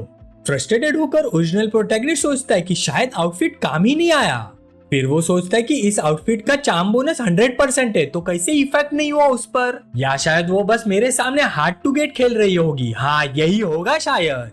दूर से लियोनी ये सब देख रहा होता है और उस इरिटेटिंग कीड़े की हिम्मत देखकर गुस्सा आ जाता है। गुस्से में जब वो उस बेवकूफ को अपनी लड़की छीनते हुए देखता है वो तुरंत एक्शन लेने का डिसाइड करता है। वो तुरंत ही अपना मैनिपुलेटर मोड एक्टिवेट करता है ताकि ऑर्चर्ड में राइवल का प्लान बर्बाद कर सके। और फिर लियोनी एक बहुत ही स्वीट आवाज में कुफू को बुलाता है, उसका ध्यान अपनी तरफ खींच लेता है। लियोनी कुफू के पास आता है और बोलता है कि अब जब उसकी मदद हो चुकी है तब उसकी जरूरत नहीं है उसे थोड़ा ड्रामा क्रिएट करते हुए। वो अकल का पैदल राइवल सोचता है कि ये यहाँ क्या कर रहा है और उसे लगता है कि लियोनी उसके लिए कोई भी थ्रेट ही नहीं है। पर तभी लियोनी जाने के लिए पीछे मुड़ जाता है, लेकिन कुफू उसकी स्लीव पकड़ लेती है और उसे रुकने को कहती है, पूरी तरह से उसके ड्रामे में फंस जाती है। तभी डिंग होता है और अनाउंस होता है कि उसकी अफेक्शन बढ़ गई है और हीरो को बोनस के तौर पर 5 और पॉइंट्स मिलते हैं। अपनी जीत की हल्की सी मुस्कान के साथ लियोनी उसे फ्रूट का बास्केट ले लेता है। वो बोलता है कि वो बास्केट उठा लेगा, लेकिन बदले में उसे एक बहुत ही टेस्टी डिनर चाहिए। कुफू भी हंसते हंसते उसकी बात मान लेती है। जब उसका राइवल पीछे खड़ा बिल्कुल क्लूलेस रह जाता है, लियोनी अपने दिमाग में उस एनोइंग कीड़े पर अपनी क्विक विक्ट्री सेलिब्रेट करता है। टोटली लॉस्ट राइवल को समझ ही नहीं आता कि इतनी जल्दी लड़की कैसे हाथ से निकल गई उसके। अपने घर जाते वक्त थोड़ी वरीड सी कुफू लियोनी को पहले वाले राइवल से सावधान रहने को कहती है। वो बोलती है कि स्लेव होने के बाद भी वो आदमी उसमें इंटरेस्ट दिखा रहा था। ये तो वुल्फ ट्राइब में एक बहुत ही मेजर टाबू है। हमारा लड़का लियोनी उसकी बात से एग्री करता है और दोनों चलते चलते रहते हैं। तभी कुफू उससे कहती है कि ऑर्चर्ड में जैसे बिहेव किया वैसे दोबारा मत करना। लियोनी पूछता है कि उसका क्या मतलब है, तो वो समझाती है कि ट्राइब के बाकी मर्द उसे नीची नजर से देखेंगे अगर उसने ऐसा बिहेव करना जारी रखा। लियोनी समझ जाता है कि वो उस मैनिपुलेटर मोड की बात कर रही है जिसे वो थोड़ी देर पहले यूज कर रहा था। फिर वो प्यार से उसके सिर पर हाथ रखता है। फिर वो कुफू के थोड़ा पास आता है और पूछता है कि क्या अब भी वो उसे डरती है। कुफू पहले तो बिल्कुल चुप रहती है, फिर बोलती कि वो क्या कर रहा है, लोग देखेंगे तो क्या सोचेंगे। लियोनी बोलता है कि उसे दूसरों की परवाह नहीं है क्योंकि अब वो सिर्फ अपना कर्ज चुकाना चाहता है। ये सुनते ही कुफू पूरी तरह से शर्मा जाती है और सोचती है वो सच में काफी बदल गया है और शायद इतना बुरा भी नहीं है अब। और इसी मूव के साथ उसकी अफेक्शन थोड़ी और बढ़ जाती है। क्लियरली दिखता है कि वो उसे जीत चुका है। लियोनी उसे देखता है और सोचता है कि वो तो सिर्फ एक बुक का कैरेक्टर थी जिसे उसे कॉन्कर करना था। लेकिन फिर उसे रियलाइज होता है कि कुफू उससे कहीं ज्यादा रियल है और उसे सच में जीतना होगा। फिर वो एक हल्की सी स्मॉक के साथ अपना कॉन्फिडेंस दिखाता है। फिर वो कुफू से कहता है कि जब वो मुस्कुराती है तो बहुत ही सुंदर लगती है और उसे चाहिए कि वो उसके बिना भी ऐसे ही मुस्कुराए। ये सुनकर कुफू की आंखें फैल जाती है और वो शर्म के मारे नजर झुका लेती है। और फिर मूड तोड़ने के लिए वो उसे घर चलकर खाना खाने को कहती है, बिल्कुल टमाटर की तरह लाल होते हुए। रास्ते में चलते चलते लियोनी उसके लिए खाना बनाने का ऑफर करता है, लेकिन कुफू को उसका बिहेवियर थोड़ा सस्पिशियस लगता है और इन दोनों को दूर से राइवल दोनों को साथ चलते हुए देखता रहता है। तभी उसे एहसास होता है कि लियोनी शायद एक और ट्रांस माइग्रेटर है और अब एक और रियल थ्रेट बन चुका है। उसका सिस्टम उसे वार्न करता है कि उसे जल्दी एक्शन लेना होगा वरना लियोनी विलियनेस को पहले ही कैप्चर कर लेगा। राइवल फिर एक और नया प्लान बनाना शुरू करता है। उसे याद आता है कि ट्राइब के लिए विंटर आने वाला है। उसका सिस्टम पूछता है कि अब उसका प्लान क्या है जब उसके रास्ते में एक और नया विलन आ चुका है। तभी शीटी एनरी को याद आता है एक डार्क ट्राइब का कैरेक्टर जो उसके गोल के लिए काफी यूजफुल हो सकता है। वो तुरंत ही प्लान बनाता है कि उस लड़की का यूज करके हमारे लड़के को एलिमिनेट करे और स्टोरी को वापस ट्रैक पे ले आए। ये प्लान सेट करके वो पेस्ट के इंसेक्ट मुड़ता है और वहां से निकल जाता है। इधर लियोनी के घर पर वापस डिनर के लिए टेबल लग चुकी होती है और गर्म खाना तैयार होता है। हमारा लियोनी कुफू को सूप ऑफर करता है, लेकिन तभी अचानक एक एनर्जी ब्लास्ट रूम के बीच से फटता हुआ निकलता है। पूरी जगह में कियोस मच जाता है। अचानक हुए इस इन्वेजन से लियोनी चौंक जाता है। एक और अटैक सीधा लियोनी के पास से गुजर जाता है जो वो लास्ट सेकंड पर डॉज कर लेता है। उसका अटैकर एक मिस्टीरियस औरत होती है जो किसी चिदोरी जैसे अटैक को विल्ड कर रही होती है। लियोनी को उसका अटैक लगने ही वाला होता है कि तभी कुफू बीच में कूद जाती है। एक स्लैशिंग ब्लो कुफू के हाथ पर छोटा सा जख्म छोड़ देता है और उसे पीछे की तरफ उड़ा देता है। लियोनी घबराकर उसे पकड़ लेता है और समझ जाता है कि उसे उसकी वजह से चोट लगी है। कुफू पूछती है कि क्या यही वो औरत है जिसने उसे मार्क किया था, लेकिन हीरो तुरंत ही इस बात को डिनाई कर देता है। तभी इंट्रूडर ठंडी आवाज में बोलती कि उसे तुरंत एलिमिनेट करना जरूरी है। वो एक्सप्लेन करती कि सिर्फ तभी वो जिंदा रह पाएगी जब प्रोटैगनिस्ट उसके रास्ते से हटा दिया जाएगा। फिर एक फ्लैशबैक आता है जहाँ राइवल उसे ऑफर देता है कि अगर वो लियोनी को मार दे तो वो उसे अपनी स्लेव बना लेगा। वो उसके ट्राइब के लिए आइडेंटिटी और फ्रीडम का वादा करता है, लेकिन वो औरत इस ऑफर पर काफी सस्पिशियस होती है। फिर एक शैतानी मुस्कान के साथ राइवल पूछता है कि जब वो उसे एक फेवर मांग रहा है तो वो झूठ क्यों बोलेगा। वापस प्रेजेंट में वो दोबारा लियोनी पर अटैक करने के लिए दौड़ पड़ती है ताकि अपना प्लान कंप्लीट कर सके। उसका एक और पावरफुल अटैक सीधा कुफू पर लगता है और उस एनर्जी के ब्लास्ट के बाद वो कुफू को एक जबरदस्त किक मारती है। शावियन फाइट की आवाज सुनती है, चिंता में पड़ जाती है और चेक करने निकल पड़ती है। वो डार्क ट्राइब की प्रेजेंस फील करती है और फाइट में मदद के लिए एक एनर्जी स्पीयर बना लेती है। इसी वक्त हमारा हीरो लियोनी भी एक्शन में आ जाता है और अपने हाथ में एक सुनहरी रासेन गान का बॉल बनाते हुए वो मिस्टीरियस औरत पलट कर देखती है, हैरान रह जाती है जब उसे लियोनी की इमेज पावर महसूस होती है। फिर एक पावरफुल अटैक के साथ लियोनी उस औरत को सीधा घर के बाहर उड़ा देता है। वो औरत बुरी तरह से घायल होकर गिरती है, समझ ही नहीं पाती कि क्या हुआ अचानक। और आग झपकते ही लियोनी भी डिस्टेंस क्लोज कर लेता है जमीन पर गिरने से पहले ही। वो अपना अटैक कॉम्बो कंप्लीट करता है और उस औरत पर फिर से एक वार करता है। ब्लो इतना मैसिव होता है कि सीधा उसके पेट पर लगता है और उसे जमीन पर पटक देता है। ये देखते हुए शाओयन थोड़ा ऑकवर्ड फील करती है और सोचती है कि हमारे हीरो के पास और कितने सरप्राइजेस छुपे हुए होंगे। जब धूल बैठ जाती है तो हमारा बैड आइस हीरो बिल्कुल खुश मूड में नहीं होता, क्योंकि किसी ने उसकी छोटी फॉक्स को हाथ लगाया था। लियोनी का पैर उस हारी हुई औरत पर होता है, जबकि फॉक्स गर्ल कुफू पूरा सीन देखकर शॉक में होती है। कुफू को उसकी स्ट्रेंथ पर यकीन ही नहीं होता और वो सोचती कि वो इतना हाई लेवल पर कैसे फाइट कर सकता है। फिर लियोनी गिर चुकी लड़की के पास जाता है और बर्फ जैसे ठंडे आवाज में पूछता है कि उसे किसने भेजा है। वो विलन औरत अभी भी जमीन पर दबी होती है, हिल भी नहीं पाती, जब हीरो उसके पेड़ पर अपना पैर जमा के रखता है। तभी लियोनी का हाथ लाल एनर्जी से चमकने लगता है, उसके इरादे बिल्कुल क्लियर हो जाते हैं। आग से घिरे हाथ के साथ वो लड़की को धमकी देता है, लेकिन वो एक शब्द बोलने को भी तैयार नहीं होती। फिर लियोनी उसे वार्न करता है कि अगर वो नहीं बोलेगी तो उसे जिंदा रहने का कोई रीजन नहीं बचा। छोटी कुफू लियोनी को देख रही होती है, अभी भी उस पावर को प्रोसेस करने की कोशिश में जो उसने अभी भी फाइट में दिखाई। फिर लियोनी फॉक्स गर्ल की तरफ मुड़ता है और पूछता है कि उसका हाथ के अलावा कहीं और चोट तो नहीं लगी उसे। फॉक्स गर्ल कुफू थोड़ी कंफ्यूज होती है और पूछती कि उसने ये सब टेक्निक्स कब सीखी। हमारे लड़के के पास कोई सॉलिड जवाब नहीं होता, क्योंकि इस सडन पावर अप का कोई अच्छा एक्सक्यूज होता ही नहीं। सच तो यह है कि लियोनी ने ड्यूइंग सिस्टम के शॉप से एक पावरफुल कल्टीवेशन मेथड खरीदी थी। वो कहानी बना देता है कि जब उसे शैडो ट्राइब ने पकड़ा था तब उसे एक एनलाइटमेंट हुई और वहीं से उसने कुछ नए ट्रिक सीखे। ये सुनकर कुफू को उस पर बिल्कुल भी भरोसा नहीं होता। वो सोचती है सडन एनलाइटमेंट क्या हो सकता है, मास्टर एक मार्शल आर्ट्स प्रोडिजी हो। एक छोटी सी बात के बाद लियोनी फॉक्स गर्ल के साथ वहां से निकलने की तैयारी करता है, लेकिन शाओ जुआन ने ये सब सुन लिया होता है और उसे लगता है कि सिर्फ किसी डिवाइन रिवेलेशन से इतना सब सीखना नामुमकिन है। ग्रीन हेड औरत शाओयन दूर से सब देख रही होती है, जो कुछ भी हुआ उसके बारे में सोचते हुए। फिर वो फॉक्स गर्ल कुफू पर ध्यान देती है और नोटिस करती कि जख्मी होने के बावजूद उसमें कुछ खास है।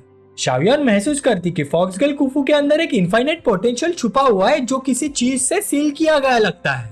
मुस्कुराते हुए ग्रीन हेयर औरत शाओयन सोचती कि उसे इस गांव में काफी इंटरेस्टिंग चीजें मिल गई हैं। तभी कुछ गांव वाले आ जाते हैं और सामने का हाल देखकर चौंक जाते हैं।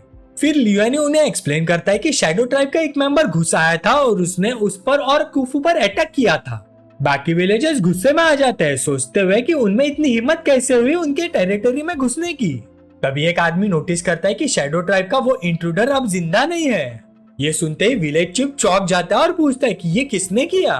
हमारा हीरो शांत आवाज में जवाब देता है कि ये उसने किया।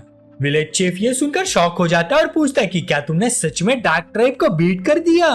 लेकिन लियोनी बोलता है कि प्रायोरिटी यह है कि पता लगाया जाए कि दुश्मन अंदर कैसे घुसा। लियोनी को पहले से ही शक होता है कि ये सब उस आदमी से जुड़ा हुआ है जिसे उसने पहले ही ड्यूइंग सिस्टम के थ्रू धमकाया था। कुफू फिर चीफ को बताती है कि गांव के अंदर ही एक गद्दार है जिसने इंट्रूडर को अंदर आने में मदद की। लियोनी भी ऐड करता है कि विंटर आ रही है, इसलिए इतना बड़ा रेस सिर्फ किसी बड़े रिवॉर्ड के लिए लिया जा सकता है। ये सुनकर विलेज चीफ सीधा हमारे लड़के की तरफ देखता है और पूछता है कि क्या उसने उसे रिसेंटली किसी को ऑफेंड किया। हमारा हीरो बिल्कुल इनोसेंट बनकर बोलता है कि उसे कौन सीरियसली लेता है, पर अंदर ही अंदर सोचता है कि चीफ कितना तेज दिमाग वाला है। फॉक्स गर्ल कुफू से याद दिलाती उस आदमी के बारे में जो उसके पीछे पड़ा था और बोलती कि 10 में से 9 बार वही कल्प्रिट होगा। विलेज चीफ गुस्सा हो जाता है क्योंकि सभी को पता है कि कुफू लियोनी की सर्वेंट है, फिर भी उससे प्राइवेटली कांटेक्ट करने की कोशिश। कौन है वो? तभी हमारा लड़का सस्पेक्ट का नाम रिवील करता है कि शी टियानरुई हो सकता है वो। विलेज चीफ को याद आ जाता है कि यह आदमी शेल्टर मांग रहा था और तुरंत अपने लोगों को ऑर्डर देता है कि उसे क्वेश्चनिंग के लिए ले आओ। थोड़ी देर बाद गार्ड शी टियानरुई को ले आते हैं, जो पूरी सिचुएशन में काफी काम लग रहा होता है। शी टियानरुई उस इंट्रूडर की बॉडी को ले जाते हुए देखता है और हैरान रह जाता है कि वो औरत मार चुकी है। फिर चीफ सीधा पॉइंट पर आता है और बोलता है कि लियोनी को लगता है कि उसने उसे फंसाया है, लेकिन शी टियानरुई सीधा इनोसेंट कार्ड खेलता है और बोलता है कि बिना प्रूफ के किसी पर इल्जाम नहीं लगाया जा सकता। विलेज चीफ भी इस बात पर एग्री करता है, कहता है कि बात तो सही लग रही है और ये आदमी क्रिमिनल जैसा भी नहीं लगता। तब शी टियानरुई हमारे लड़के को बैडमाउथ करना शुरू करता है, कहता है कि ये तो एक निकम्मा है जो पकड़ा गया था और अजीब सर्कमस्टांसेस में वापस आ गया। वो डाउट क्रिएट करता है, पूछता है कि दुश्मन के हाथ पकड़े जाने के बाद भी ये कैसे वापस आ गया। हमारा हीरो इरिटेट हो जाता है और बोलता है कि उसे फाइट करनी आती है और थोड़ी लक भी उसके साथ है। तभी फॉक्स गर्ल कुफू आगे आकर अपने मास्टर को डिफेंड करती है और कहती कि उसने ही इंट्रूडर को अपने ही हाथों से मारा। विलेज चीफ पूछता है कि क्या ये सच है और कुफू कंफर्म करती कि उसने सब कुछ अपनी ही आंखों से देखा है। ये सुनते ही शिटी एंड्री थोड़ा शॉक हो जाता है और उसी मोमेंट हमारे लड़के के गले पर मार्क दिख जाता है। फिर वो तुरंत लियानी के गले की तरफ पॉइंट आउट करता है और बोलता है कि ये तो शैडो ट्राइब का मार्क है जो उसकी गद्दारी का प्रूफ है। वो कॉन्फिडेंस के साथ मुस्कुराता है, सोचता है कि अब हमारे लड़के के पास बचने का कोई चांस नहीं। हमारा हीरो गहरी सांस लेता है, समझ जाता है कि एक्सप्लेन करना मुश्किल है और बहस से बात और बिगड़ जाएगी। इसलिए लियानी चीफ को बताता है कि वो और कुफू यंगशेन सिटी जाने वाले हैं ताकि अपने दुश्मनों से बच सके। वो आगे कंफर्म करता है कि उसे मार्क किया गया है और अगर वो यही रहा तो जिस औरत ने उसे मार्क किया है वो उसे ढूंढ लेगी, इसलिए वो कल निकल जाएगा। विलेज चीफ कंसर्न होता है और पूछता है कि नई सिटी में बिना किसी सपोर्ट के वो कैसे सरवाइव करेगा। लेकिन हमारे हीरो ने मन बना लिया होता है, बोलता है कि जब कोई उस पर विश्वास ही नहीं करता तो उसे समझाने का कोई मतलब नहीं। उधर शिटी एंड्री को ये डिसीजन बिल्कुल पसंद नहीं आता। वो सबके सामने आकर चिल्लाता है और बोलता है कि लियानी को जाने की परमिशन नहीं है। वो पैनिक में होता है क्योंकि अगर कुफू उसके साथ चली गई तो उसका मिशन पूरी तरह से फेल हो जाएगा और वैसे भी उसने अभी तक टिंग शुआन से भी कांटेक्ट नहीं किया है। विलेज चीफ उससे पूछता है कि उनके जाने से उसके फ्यूचर प्लान्स का क्या लेना देना। शिटी एंड्री फिर क्लेम करता है कि हमारे हीरो पनिशमेंट से बचने के लिए भाग रहा है और गांव के लिए खतरा है। तभी हमारा लियानी तुरंत पलटकर बोलता है कि उसके पास भी कोई प्रूफ नहीं है और पूछता है कि अगर वो दुश्मन के साथ ही होता तो एनिमी उस पर अटैक क्यों करता। फॉक्स गर्ल कुफू उस आदमी को डेथ ग्लेयर देती है जो उसके मास्टर को ट्रेडर बोल रहा होता है। तभी शिटी एंड्री के सामने डूइंग सिस्टम की एक स्क्रीन अपीयर होती है जो वार्न करती है कि कुफू का करप्शन वैल्यू बढ़ रहा है। उसका सिस्टम उसे बोलता है कि तुरंत ही टॉपिक चेंज करे और अपने नेक्स्ट स्टेप ज्यादा केयरफुली प्लान करे। उसका डूइंग सिस्टम ये भी बताता है कि यंगशन में भी एक विलनस है और वैसे भी उसको कैप्चर करने के लिए हमें वहां पे जाना ही होगा। फिर शिटी एंड्री बोलता है कि सब अपनी मर्जी से करे और सबको पीठ दिखाकर वहां से चला जाता है, ऐसे जैसे अब उसे किसी चीज की परवाह ना हो। हमारा हीरो और कुफू उसे जाते हुए देखते रहते हैं पर उसकी बंधी हुई मुट्ठी उसका गुस्सा दिखाती है। फिर लियानी सोचता है कि उसे कुफू के उस सो कॉल्ड प्रोटैगनिस्ट के इन्फ्लुएंस में आने की चिंता नहीं है अब। फॉक्स गर्ल कुफू भी सोचती है कि उस आदमी के इरादे घिनौने और गलत हैं। फिर लियानी चीफ को बोलता है कि वो कभी भी गांव से गद्दारी नहीं करेगा और वो और कुफू अब अपना सामान पैक करने जा रहे हैं। चीफ उसे सलाह देते हैं कि अच्छी जिंदगी जियो और अपने तरीके बदलो। इस पर हीरो प्रॉमिस करता है कि वो ऐसा ही करेगा। घर पहुंचकर दोनों ही देखते कि पावरफुल इंट्रूडर के साथ हुई लड़ाई में दरवाजा पूरी तरह से टूट चुका है। हमारा हीरो कुफू से कहता है कि दरवाजा ठीक करने की कोई जरूरत नहीं, जो टूट चुका है उसे टूटा रहने दो। कुफू थोड़ी उदास हो जाती है लेकिन उसके पास कहने के लिए सही शब्द नहीं होते। फिर लियानी कुफू का हाथ पकड़ लेता है और कहता है कि वैसे भी उसे ये जगह कभी पसंद ही नहीं थी और इसे ही उनकी नई जिंदगी का नया पेज समझो। उनके हाथ एक दूसरे से जुड़ जाते हैं, तसल्ली उम्मीद दोनों के लिए एक नए शुरुआत का वादा। जैसे ही वो निकलने की तैयारी करते हैं, मुस्कुराते हुए लियानी फॉक्स गर्ल से वादा करता है कि दोनों मिलकर एक नया और खूबसूरत घर बनाएंगे। इस प्रॉमिस से कुफू बिल्कुल सरप्राइज हो जाती है और उसके वर्ड्स रिपीट करती है। उसे अभी भी यकीन नहीं हो रहा है कि उसे अभी अभी क्या सुना। लियानी फिर से अवर होम कहकर कंफर्म करता है और दोनों हाथ में हाथ डालकर अपनी नई जर्नी शुरू करने के लिए आगे बढ़ जाते हैं। बेड पर पहले लेट चुका लियानी कुफू को कहता है कि सो जाओ क्योंकि कल सुबह जल्दी निकलना है। फॉक्स गर्ल कुफू फिर पूछती कि जब फ्रंट डोर पूरी तरह से टूटा हुआ है तो वो सोएंगे कैसे। लियानी रिप्लाई करता है कि यहाँ कुछ वैल्यूएबल है ही नहीं और अगर किसी को कुछ चाहिए भी होगा तो सिर्फ वो खुद होगी।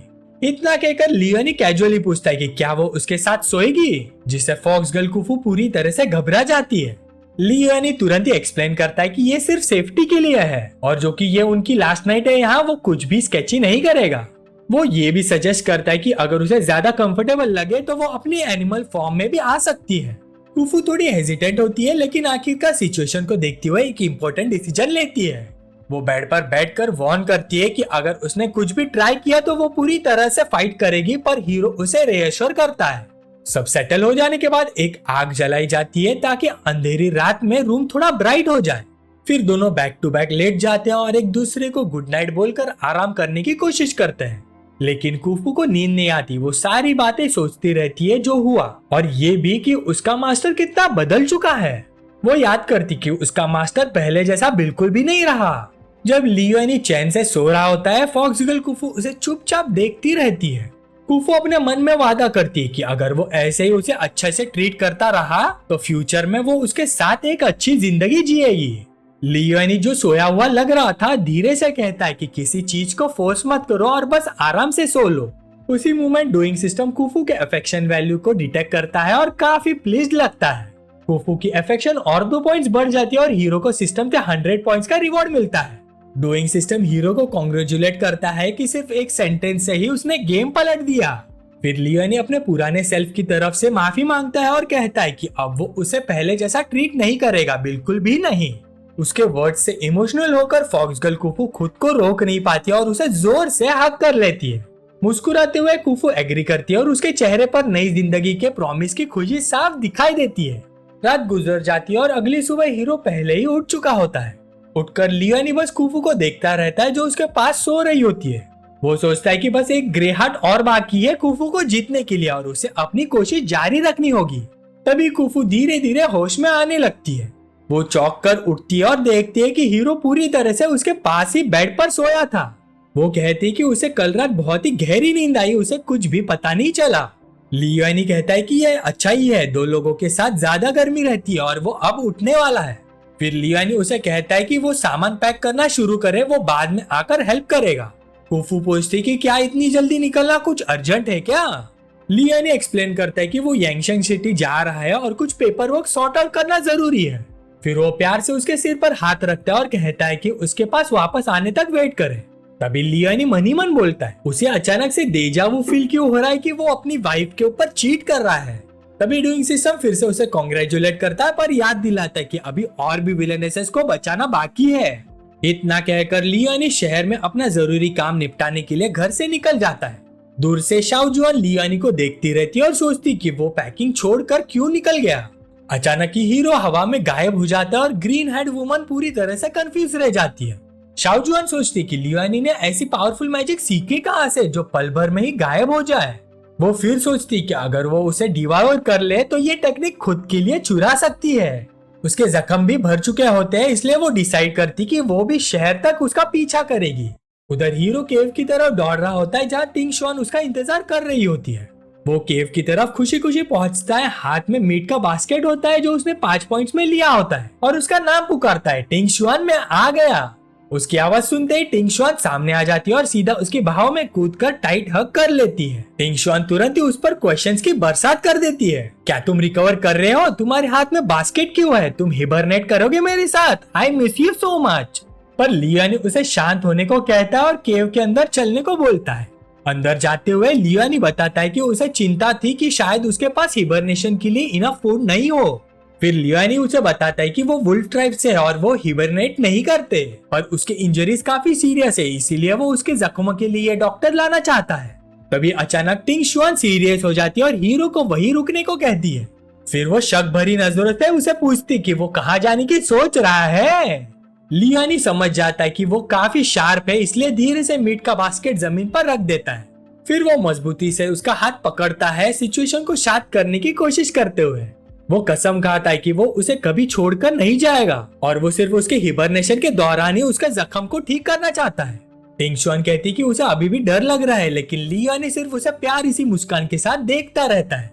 फिर वो टिंग शुआन को हक करता है और कहता है कि वो उसकी डिस्ट्रेस समझता है क्योंकि उसका सफर काफी मुश्किल रहा है। लोगों को इतने जल्दी ट्रस्ट करना उसको खुद को प्रोटेक्ट करने के लिए इम्पोर्टेंट है और मैं तुमको बिल्कुल ब्लेम नहीं करता सस्पिशियस होने के लिए। उसकी इतनी प्यारी बात सुनकर टिंग शुआन पिघल जाती है और उसकी बात मान लेती है। तभी डूइंग सिस्टम बताता है कि टिंग शुआन का अफेक्शन वैल्यू स्लोली बढ़ रहा है। वो होस्ट को बताता है कि जो वो कर रहा है करते रहे क्योंकि उसका लिटिल हार्ट लाइट अप हो रहा है। ऐड करते हुए लियोनी उसे बोलता है कि टिंग शुआन अभी मैं सिर्फ एक ऑर्डिनरी पर्सन हूँ, पर तुमको इस डार्क ट्राइब के कर से निकालने के लिए मैं स्ट्रॉन्ग बन के आऊंगा और तुम्हें एक स्टेबल लाइफ दूंगा। डूइंग सिस्टम फिर से अनाउंस करता है कि उसकी अफेक्शन वैल्यू बढ़ रही है, जो कर रहा है और थोड़ा करो। हमारा लड़का फिर बोलता है कि जब भी तुमको मेरी नीड रहेगी मैं तुम्हारे पास ही होऊंगा। हमारे बीच में ऑलरेडी टेलीपैथी है, क्या तुमने नोटिस नहीं किया? जब भी तुम्हारा मूड ड्रॉप होता है मैं फटाक से तुम्हारे पास आ जाता हूँ। और तुम ही सोचो भला मैंने कभी तुमसे झूठ बोला है? टिंग शुआन तुरंत कंफर्म करती कि नहीं, तुमने कभी मेरे से झूठ नहीं बोला, जिससे एक पिंक हार्ट अपीयर हो जाता है। और तभी डूइंग सिस्टम बताता है कि उसे एक साथ 80 पॉइंट्स मिल गए, पर वो होस्ट को वार्न करता है क्योंकि ये फीमेल विलन बहुत ही ज्यादा वरी करती है। ये हार्ट जो अभी पिंक हुआ है वो कभी भी ग्रे हो सकता है। फिर लियोनी उसके बालों की खुशबू लेता हुआ उसके माथे पे एक प्यारा सा किस करता है। तभी लियोनी को खुद पर थोड़ा गंदा फील होता है और वो सोचता है मैं कितना बुरा इंसान हूँ। हाँ सच में बुरा इंसान हूँ, इतना बॉटम लाइन पे आ गया सिर्फ मिशन कंप्लीट करने के लिए। लेकिन डूइंग सिस्टम उसे कंसोल करता है, कहता है कि ये वर्ल्ड पीस और उसके सर्वाइवल के लिए जरूरी है। फिर टिंगशुन उसके और पास आ जाती है और पूछती कि क्या वो जाने से पहले फिर से वो कर सकता है जो उसने पहले बार किया था। टिंगशुन उसकी तरफ थोड़ी प्रोएक्टिव नजर से आती है और हीरो पूरी तरह से फ्लस्टर्ड हो जाता है, उसके गाल लाल पड़ जाते हैं। ये सुनते ही लियोनी पैनिक कर जाता है और सोचता है वो मेरे सामने ही मुझे प्यार करने के लिए बुला रही है। जब कोई ऐसे इनवाइट करे तो कौन ही रेजिस्ट कर पाएगा। तभी हमारा प्रोटैगनिस्ट स्क्रीन तोड़ देता है और ऑडियंस से पूछता है कि उसका जवाब क्या होना चाहिए, कमेंट्स में बताओ। फिर लियोनी टिंगशुन को अपनी बाहों में उठा लेता है लेकिन क्लियरली कहता है कि बस एक मसाज होगा और नो मेटिंग। ब्लैक हेड टिंगशुन शरारती मुस्कान के साथ एग्री करती है, प्रपोजल से काफी सेटिस्फाइड लगती है। कुछ देर बाद रात हो जाती है और लियोनी टिंगशुन से गुड बाय बोलकर घर के लिए निकलता है। घर पहुंचकर उसे अंधेरा मिलता है। वो कुफू को आवाज देता है और बताता है कि वो ट्रिप से वापस आ गया है। फॉक्स गर्ल कुफू भी दरवाजा पर मुस्कान के साथ आती है और मीठी खुश आवाज में उसका वेलकम करती है। फिर एक चीयरफुल फेस के साथ कुफू बताती कि मूव के लिए पैकिंग लगभग कंप्लीट हो चुकी है। प्रोटैगनिस्ट टेबल पर वो फिश और चिकन रख देता है जो वो जर्नी के लिए लाया था। फिर वो नोटिस करता है कि कुफू कितनी बिजी रही है और कमेंट करता है कि उसके बाल काफी बिखरे हुए हैं। उसके इस अटेंशन के चलते फॉक्स गर्ल कुफू के गाल लाल हो जाते हैं और वो थोड़ी एम्बैरेस्ड हो जाती है। फिर अचानक वो अपनी पूरी ताकत से उसकी बाहों में गिर जाती है और उसे जोर से हग करती है। कुफू से कहती कि वो उसके साथ इतना अच्छा बिहेव ना करे क्योंकि उसे डर है कि कहीं वो उसके काइंडनेस से ज्यादा अटैच ना हो जाए। फिर सीन चेंज होता है विलेज एंट्रेंस पर, जहाँ जल्द ही अलविदा बोलने का वक्त आ गया। गांव का एल्डर भारी कदमों के साथ उन दोनों को गांव के गेट तक छोड़ने आया। बूढ़े आदमी की आंखों में जो सिंसियरिटी थी उसे देखकर लियोनी खुद को रोक नहीं पाया और उसे जोर से हक करते हुए बोला, एल्डर सब कुछ के लिए थैंक यू। एल्डर थोड़ा ऑकवर्ड हो गया, उसे हल्का सा धक्का देकर बोला, हे अभी तू तो यंग है और इतना रोना तो ना करता है। पर फिर उसकी आवाज धीमी हो गई। वो ऑलमोस्ट फुसफुसाते हुए बोला, अगर बाहर जाकर सरवाइव ना कर पाए तो याद रखना घर वापस आ जाना, यहाँ तेरे लिए हमेशा खाना मिलेगा। ये सुनकर कुफू की आंखें भर आई। लियोनी ने उसे दिल से कहा, अगर इतने सालों तक एल्डर का प्रोटेक्शन नहीं होता तो शायद मैं कब का मर चुका होता। फिर दोनों ने वादा किया कि जब भी मौका मिलेगा वो जरूर बूढ़े आदमी से मिलने वापस आएंगे। फिर 2 दिन गुजर गए। अब वो एक रहस्यमयी जंगल से गुजर रहे थे जहाँ हल्की सी धुंध छाई हुई थी। पतली सी रोशनी टेढ़े मेढ़े रास्ते पर चमकती रही और आखिरकार वो एक खूबसूरत झरने के पास पहुंच गए। लियोनी ने अपना बैग नीचे रखते हुए सजेस्ट किया, थोड़ी देर रेस्ट कर लेते हैं। फिर बोला, कुफू तुम पहले नहा लो फ्रेश होने के लिए, मैं पास के जंगल से लकड़ी देखकर आता हूँ। कुफू की आंखें तुरंत बड़ी हो गई और वो प्रोटेस्ट करने लगी, मास्टर ऐसे कैसे, ये छोटे मोटे काम तो सर्वेंट के होते हैं, मुझे करने दो। लियोनी ने उसे बीच में ही रोक दिया। उसने फॉक्स गर्ल की आंखों में सीरियस नजर से देखा और कहा, याद रखना आज के बाद खुद को कभी स्लेव मत समझना, हम फैमिली है। फैमिली शब्द सुनते ही फॉक्स गर्ल के गाल गर्दन से लेके कान तक लाल हो गए। उसके होठों के कोने अपने आप ऊपर उठ गए, एक मीठी सी मुस्कान छुप ही नहीं रह पाई। फिर लियोनी ने उसे एश्योर किया, मैंने आसपास चेक कर लिया है, यहाँ कोई नहीं है, तुम आराम से नहा सकती हो। लियोनी की सिंसियरिटी देख के कुफू चौंक गई और उसके आंखें फैल गई। उसके इर्द गिर्द छोटे मोटे दिल बहने लगे। जब लियोनी लकड़ी ढूंढने चला गया तो डूइंग सिस्टम उसे बोलता है, मास्टर आप जो भी कर रहे हो लिटिल फॉक्स की फेवरेबिलिटी धीरे धीरे बढ़ रही है। बेचारा लियोनी गर्व से मुस्कुरा दिया, ऑफ कोर्स ये मेरी चार्म का कमाल है। पर अगले ही पल उसकी मुस्कान गायब हो गई। उसे कुछ अजीब लगा, इस जंगल की वेजिटेशन कुछ ज्यादा ही डेंस नहीं लग रही। रिएक्शन का मौका भी नहीं मिला था कि कुछ बेली झाड़ियों के पीछे से तेज रफ्तार में निकली। तभी डूइंग सिस्टम लियोनी को बोलता है, अच्छा वेजिटेशन से याद है, एक विलन है रुआन लिंगजुई नाम की फॉरेस्ट प्रिंसेस जो इसी एरिया में रहती है। ये सुनते ही लियोनी सोचने लगता है, मैंने जानबूझकर उसकी टेरिटरी में स्पेसिफिकली आने का नहीं सोचा था, बट अगर ये हो चुका है तो मेरा लक अच्छा है। तभी डूइंग सिस्टम स्कैनिंग करने लगता है अपने सिस्टम में उसके कोऑर्डिनेट्स चेक करने के लिए। थोड़े टाइम बाद डूइंग सिस्टम घबरा कर चिल्लाया, ओह नो, नई इन्फॉर्मेशन आई है, हम बिल्कुल उसके टेरिटरी के बीच में आ गए हैं। वार्निंग बिल्कुल लेट थी, अगले सेकंड लियोनी का शरीर हवा में खींच लिया गया, बेलों से कसकर बंधा हुआ और एक पेड़ से उल्टा लटक गया, बिल्कुल चंगादर की तरह। पेड़ से उल्टा लटके हुए लियोनी बुदबुदाया, डैम इट, लगता है वो आ गई। तभी लियोनी को याद आता है कि ओरिजिनल प्लॉट में वो एक यांड्री की पर्सनैलिटी रखती है। वो हर किसी को उसके फेस से जज करती है और उसे व्हाइट लड़के बहुत पसंद आते हैं। फिर वो डूइंग सिस्टम से पूछता है अगर उसे मेरा थोबड़ा पसंद नहीं आया तो इसे क्या समझो, क्या मेरा looks up to the standards नहीं है। बेचारे डूइंग सिस्टम के पास इस सब का जवाब नहीं होता। फिर लियोनी फ्रस्ट्रेशन में बोलता है ये सब मेरे गुड लुक्स के स्टैंडर्ड पे ना होने की वजह से हो रहा है। ओरिजिनल प्रोटैगनिस्ट तो बहुत हैंडसम बताया गया था और मेरा फेस तो 6 आउट ऑफ 10 है। पर डूइंग सिस्टम उसे थोड़ी सी सहानुभूति देते हुए बोलता है कि तुम्हारा करिश्मा तो ऑफ द चार्ट्स है। तभी अचानक शबनम से भीगे हुए जमीन पर दो खूबसूरत पैर हल्की सी आवाज के साथ उतरे। हल्के हरे रंग जैसी ड्रेस में एक परी जैसी औरत पेड़ों के नीचे से सामने आई। उसकी आवाज हवा की तरह नरम थी। जब उसने धीरे से कहा तो ये एक यंग वुल्फ रेस का लड़का है। इस जंगल में काफी टाइम से सन्नाटा रहा है, आखिरकार कोई जिंदा प्राणी तो गुजरा मेरी नजरों से। डूइंग सिस्टम ने तुरंत इन्फो दी, मास्टर ओरिजिनल प्लॉट के मुताबिक रुआन लिंगजू को फॉरेस्ट के हाई प्रीस्ट ने सील किया हुआ है। जो फिगर अभी सामने है वो शायद उसका असली शरीर नहीं है बल्कि स्पिरिट प्रोजेक्शन है। रुआन लिंगजू ने क्यूरियस नजरों से उसे देखा और पूछा तुम्हारा नाम क्या है। नेगोशिएशन का मौका समझकर लियोनी ने उल्टे लटके होने के बावजूद पोलाइट टोन में जवाब दिया मेरा नाम लियोनी है। पर रुआन लिंगजू अचानक पास आ गई और उसे सूंघने लगी। मासूम चेहरे के साथ बोली अच्छी खुशबू आ रही है, लगता है काफी टेस्टी होगा। ये सुनते ही लियोनी तुरंत भड़क गया, हे तुम मेंटली इल हो क्या, कोई खाने से पहले उसका नाम नहीं पूछता। तभी दूर से कुफू की आवाज आई जो लियोनी को बुला रही थी, मास्टर आप कहाँ हो। रुआन लिंगजू हिचकिचाए, उसे किसी ज्यादा पावरफुल प्रेजेंस का एहसास हो गया। उसका शरीर धीरे धीरे रोशनी की लकीर में बदलने लगा। पूरी तरह से गायब होने से पहले उसने पुअर यंग मास्टर के कान में शरारती अंदाज में फुसकारा, मैं तुम्हारा वेट करूंगी, मुझे ढूंढने आना है, ओके। फिर बेलों की पकड़ ढीली पड़ गई। लियोनी धड़ से जमीन पर गिर गया। दर्द से कहराते हुए जब उसने ऊपर देखा तो फॉक्स गर्ल का घबराया हुआ चेहरा उसके ऊपर था। कुफू तुरंत अपने मास्टर की तरफ भागते हुए आई और बोली मास्टर क्या हुआ। जब लियोनी ने पूरा इंसिडेंट बताया कि कैसे वो एक फॉरेस्ट ट्राइब से मिला, कुफू का चेहरा सीरियस हो गया। कुफू ने बेचैनी से अपने मास्टर को संभाला और बोली मास्टर यहाँ की औरत ठंडी और ऑपरेसिव है। फिर एक अथॉरिटी वाले टोन में कुफू बोली मुझे यहाँ बहुत बुरी फीलिंग आ रही है, यहाँ ज्यादा देर मत रुको, चलो जल्दी कोई और जगह ढूंढते हैं कैंप के लिए। लियोनी को हमेशा से शक था कि उसकी सर्वेंट कोई आम लड़की नहीं है, पर उसे अंदाजा नहीं था कि कुफू की इंस्टिंक्ट्स इतनी शार्प होंगे। वैसे भी ये समझना मुश्किल नहीं था क्योंकि कुफू असल में एक भागी हुई फॉक्स प्रिंसेस थी। फिर करीबन आधे महीने बाद लियोनी और कुफू आखिरकार यंगशन सिटी के गेट पर पहुंच गए।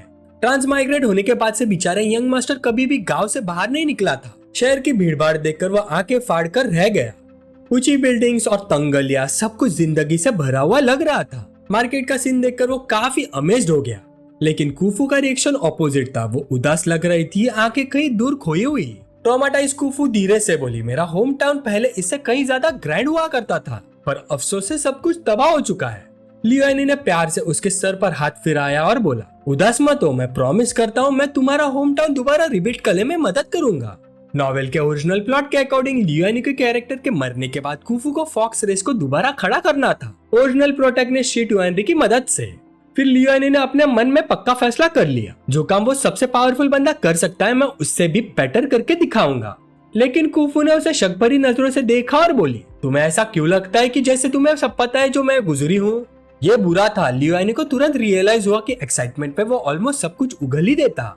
फिर क्या, ड्रामा किंग तुरंत मूड चेंज करके थोड़ी मेलनचोनिक शक्ल बना के बोला वो क्या है ना, पहले मैं काफी बड़ा स्काउंड्रल था लेकिन आजकल मैं काफी सोचता हूँ। अब जाके मुझे समझ आया कि तुम्हारी लाइफ कितनी मुश्किल रही होगी।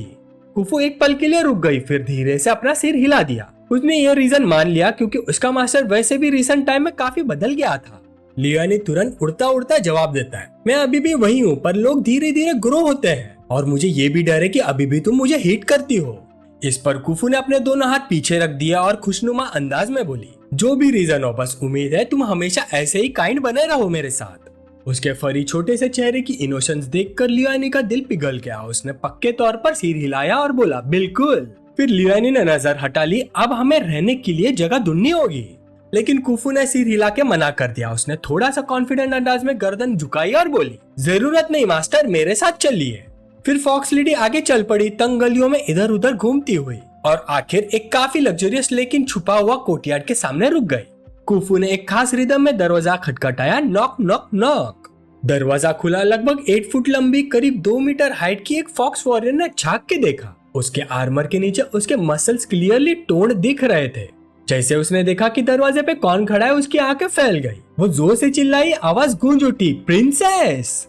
डोइंग सिस्टम ने तुरंत इन्फो दी, चुन का कैरेक्टर इन्फो, कुफू की माँ की फॉर्मर पर्सनल सर्वेंट और फॉक्स क्लैन की एक fiercely loyal female warrior. Central warrior ant, जिसे चुन भी कहा जाता है, बहुत ज्यादा इमोशनल हो गई। उसकी आंखों में आंसू आ गए। उसने कभी सोचा भी नहीं था कि वो अपनी खोई हुई प्रिंसेस को फिर से देख पाएगी। लेकिन जब कुफू ने थोड़ा सा बताया कि कैसे उसे वुल्फ रेस को बेच दिया गया और इतने सालों तक एंस्लेव्ड रहना पड़ा, तो माहौल गम में बदल गया। आंचुन फुट फुट के रोने लगी, कुफू को जोर से गले लगा दिया और बोली, हे भगवान मेरी बेटी, तुमने कितना दुख सहा है। पर अचानक आंचुन की नजर तेज हो गई। उसकी आंखें गुस्से से जल उठी जब उसने कुफू के पीछे ऑकवर्डली छुपे हुए वुल्फ रेस के जवान को देखा। उसके जायंट शरीर से एक भारी मर्डरस ऑरा निकलने लगी। आंचुन ने धीमी आवाज में गुर्राया। उसके हाथ तलवार की मुंह तक पहुंच गए। क्या यही वुल्फ जवान कल्प्रिट है? क्या इसी ने प्रिंसेस को एनस्लेव किया था? कोर्टयार्ड का माहौल एकदम से ऑकवर्ड और टेंस हो गया। बेचारा यंग मास्टर आंचुन के शरीर से निकलती हुई वो हैवी मर्डरस ऑरा क्लियरली महसूस कर रहा था। कुफू ने सिचुएशन गर्म होती देख तुरंत हाथ हिलाया और घबराहट में एक्सप्लेन करने लगी, नहीं ऐसा नहीं है आंचुन, ये लॉर्ड लियुआनी है, मेरे मास्टर। लेकिन एक सेकंड बाद लियुआनी ने उसकी बात सुधारी, नहीं उसका मतलब है पहले लॉर्ड था, अब नहीं, अब हम फैमिली है। फैमिली शब्द सुनते ही आंचुन गहरी सोच में चली गई। उसके माथे पर सिलवटे पड़ गए। उसके ख्याल पास में चले गए। उसे याद आया कि फॉक्स किंग और क्वीन ने उसके लिए कितना कुछ किया था। अब आखिरकार उसे मौका मिला था उनकी इकलौती बेटी का ख्याल रखकर अपना कर्ज चुकाने का। लेकिन जब उसकी नजर लियुआनी पर पड़ी तो वो अभी भी ठंडी और सतर्क थी। लियुआनी उसको देख के और भी कंफ्यूज हो गया। लगता है आंचुन को मैं पसंद नहीं आया। इन सालों में मैं जानबूझकर छुप कर रही ताकि कोई ट्रबल ना हो। न्यूज का इंतजार करते हुए प्रिंसेस, मैं हमेशा तुम्हारे लिए बेस्ट रूम रेडी रखा है। कुफू ने रिलीफ के साथ मुस्कुरा दिया और बोली, धन्यवाद आंचुन, और हाँ प्लीज लियुआनी को मेरे रूम के पास वाले कमरे में ही रहने दीजिएगा। आंचुन ने ऑब्जेक्शन किया, लेकिन कुफू का यंग वुल्फ को प्रोटेक्ट करता देख उसके पास मानना ही एक ऑप्शन था। ओके, आंचुन ने ठंडे स्वर में कहा, वो पास वाले कमरे में रह सकता है, लेकिन एक कंडीशन पर। उसे अपना कमरा खुद साफ करना होगा। मैं स्ट्रेंजर्स की सेवा नहीं करती। इतना कह के आंचुन ने रिस्पेक्ट के साथ झुककर सलाम किया और खुद को एक्सक्यूज कर लिया। मैं अब किचन जा रही हूँ, प्रिंसेस के स्वागत के लिए एक स्पेशल डिश बनाऊंगी। जैसे आंचुन दरवाजे के पीछे गायब हुई, कुफू जो असल में एक वार्म हार्टेड जैकेट थी, यानी एक बहुत ही केयरिंग लड़की, तुरंत ही लियुआनी की तरफ मुड़ गई। लियुआनी, गंदे कमरे की टेंशन मत लो, मैं तुम्हारा रूम साफ करने में मदद कर देती हूँ, कुफू ने स्वीट स्माइल के साथ ऑफर दिया। लियुआनी को थोड़ा बुरा लगा। उसने बोला, नहीं, मैंने तुम्हें पहले ही तुम्हारी स्लेव स्टेटस से आजाद कर दिया है ना, फिर भी तुम इतना छोटा काम क्यों करना चाहती हो? फॉक्स गर्ल कुफू ने बस धीरे से अपना सिर हिला दिया और बोली, मेरी तरफ से तुम्हारी मदद करना कोई बड़ी बात नहीं है। बेचारा यंग मास्टर मन ही मन गहरी सांस भर के रह गया। ये लड़की कितनी ज्यादा काइंड और ओबीडियंट है। रूम की तरफ चलते हुए कुफू एक्साइटमेंट से बात करने लगी, तुम्हें पता है, जब से मुझे बेच दिया गया था ना, मैं यंगशन सिटी वापस ही नहीं आई। अब तो ये शहर बहुत ही ज्यादा बदल गया है। चलो आज रात डिनर के बाद सिटी घूमने चलते हैं। लियुआनी ने भी जोश में हाँ में सिर हिलाया और बोला, ओके, जैसे तुम्हें ठीक लगे, मैं तुम्हें एक्कम्पनी करूंगा। लेकिन तभी अचानक डूइंग सिस्टम एक चमकदार इमरजेंसी वार्निंग के साथ सामने आ गया। इमरजेंसी अलर्ट, मास्टर टिंग शुआन का करप्शन वैल्यू तेजी से बढ़ रहा है। ये सुनते ही लियुआनी का चेहरा तुरंत सफेद पड़ गया। उसने बोला, क्या? अपने मास्टर का अजीब एक्सप्रेशन देखकर कुफू ने कंफ्यूजन में पूछा, लियुआनी तुम्हें क्या हो गया?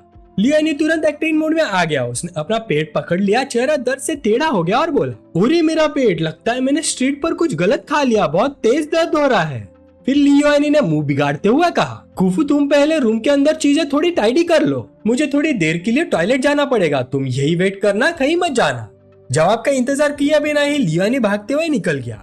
मन ही मन वो फ्रस्ट्रेशन से कंप्लेन कर रहा था, डैम यार, एक साथ दो फीमेल विलेंस को संभालना कितना ट्रबलसम है। जैसे उसने कंफर्म कर लिया कि वो कुफू की नजरों से दूर और सेफ है, लियुआनी ने अपने मन ही मन जोर से चिल्लाया, डूइंग, टिंग शुआन की लोकेशन के कोऑर्डिनेट्स अभी ओपन करो जल्दी। फिर टेलीपोर्टेशन पोर्टल तुरंत खुल गया और वश, अगले ही सेकंड लियुआनी एक जंगली फॉरेस्ट एरिया में आ गया, बिल्कुल उस केव के सामने जहाँ टिंग शुआन थी। लेकिन वहाँ का सीन देखकर लियुआनी का चेहरा पूरा खौफ से भर गया। पेड़ गिरे हुए थे, जमीन टूट फूट चुकी थी, हर जगह एक भयंकर फाइट के निशान थे। लियुआनी केव के अंदर जाने ही वाला था कि अचानक एक जोर की आवाज के साथ टिंग शुआन का शरीर बाहर आ गिरा। टिंग शुआन, लियुआनी घबरा के चिल्लाया। फिर उसने छलांग लगाकर लड़की को हवा में ही पकड़ लिया, उसे जोर से अपने बाहों में जकड़ लिया और लैंड करते वक्त अपनी पीठ नीचे रखी ताकि टिंग शुआन को दूसरा झटका न लगे। लैंड होते ही लियुआनी ने जोर से खांसी की, उसके होठ के कोने से ताजा खून बह रहा था। जैसे ही टिंग शुआन ने लियुआनी का चेहरा देखा, उसकी आंखें शॉक और डर से फैल गई। चले जाओ यहाँ से, भाग जाओ, मेरी परवाह मत करो, टिंग शुआन ने कमजोर आवाज में कहा। पर थोड़ी देर में डार्क ट्राइब की 3 औरतें केव से अकड़ में बाहर आई। उनकी ऑरा अंधेरी और घुटन भरी थी। उनमें से एक भूखी नजरों से लियोनी को देखते हुए ताना मार के हंस दिए। ओह देखो तो कौन है, एक छोटा सा वुल्फ ब्रीड का आदमी। वैसे भी विंटर आ ही चुका है, हमने एक्सपेक्ट नहीं किया था कि हम लोग के राशन रिप्लेनिश हो जाएंगे। चलो तुम्हारे साथ ये विंटर भी कंफर्टेबल हो ही जाएगा। वैसे हमें कोई रश नहीं है, पहले तुम हमारे साथ मेट कर लो, जब हम कंसीव कर जाएंगे तब हम तुमको ड्राई मीट कर देंगे। टिंग शुआन जानती थी कि उसकी अपनी रेस कितनी क्रूअल होती है। उसने लियोनी की शर्ट पकड़ लिया और बोली, प्लीज चले जाओ, तुम उनके अगेंस्ट जीत नहीं सकते। तभी डूइंग सिस्टम ने लियोनी को वार्निंग दी कि टिंग शुआन का करप्शन वैल्यू तेजी से बढ़ रहा है, तुम्हें उसको जल्दी से स्टेबलाइज करना होगा। लेकिन लियोनी को ये बात चुप गई। उसने प्यार से टिंग शुआन को जमीन पर लिटाया और फिर धीरे धीरे खड़ा हो गया।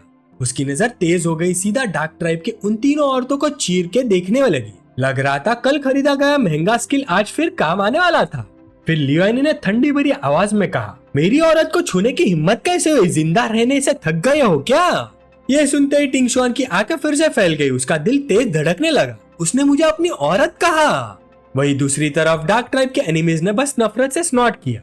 उनके लिए तो टिंग शुआन भी हार चुकी थी, तो ये ऑर्डिनरी वुल्फ रेस का लड़का क्या ही चीज था। लेकिन उन्हें क्या पता था कि सामने खड़ा बंदा एक चीट सिस्टम वाला प्लेयर है। पर सेफ्टी के लिए लियोनी और 50 पॉइंट जलाने को रेडी हो गया इंस्टेंट पावर अपग्रेड के लिए।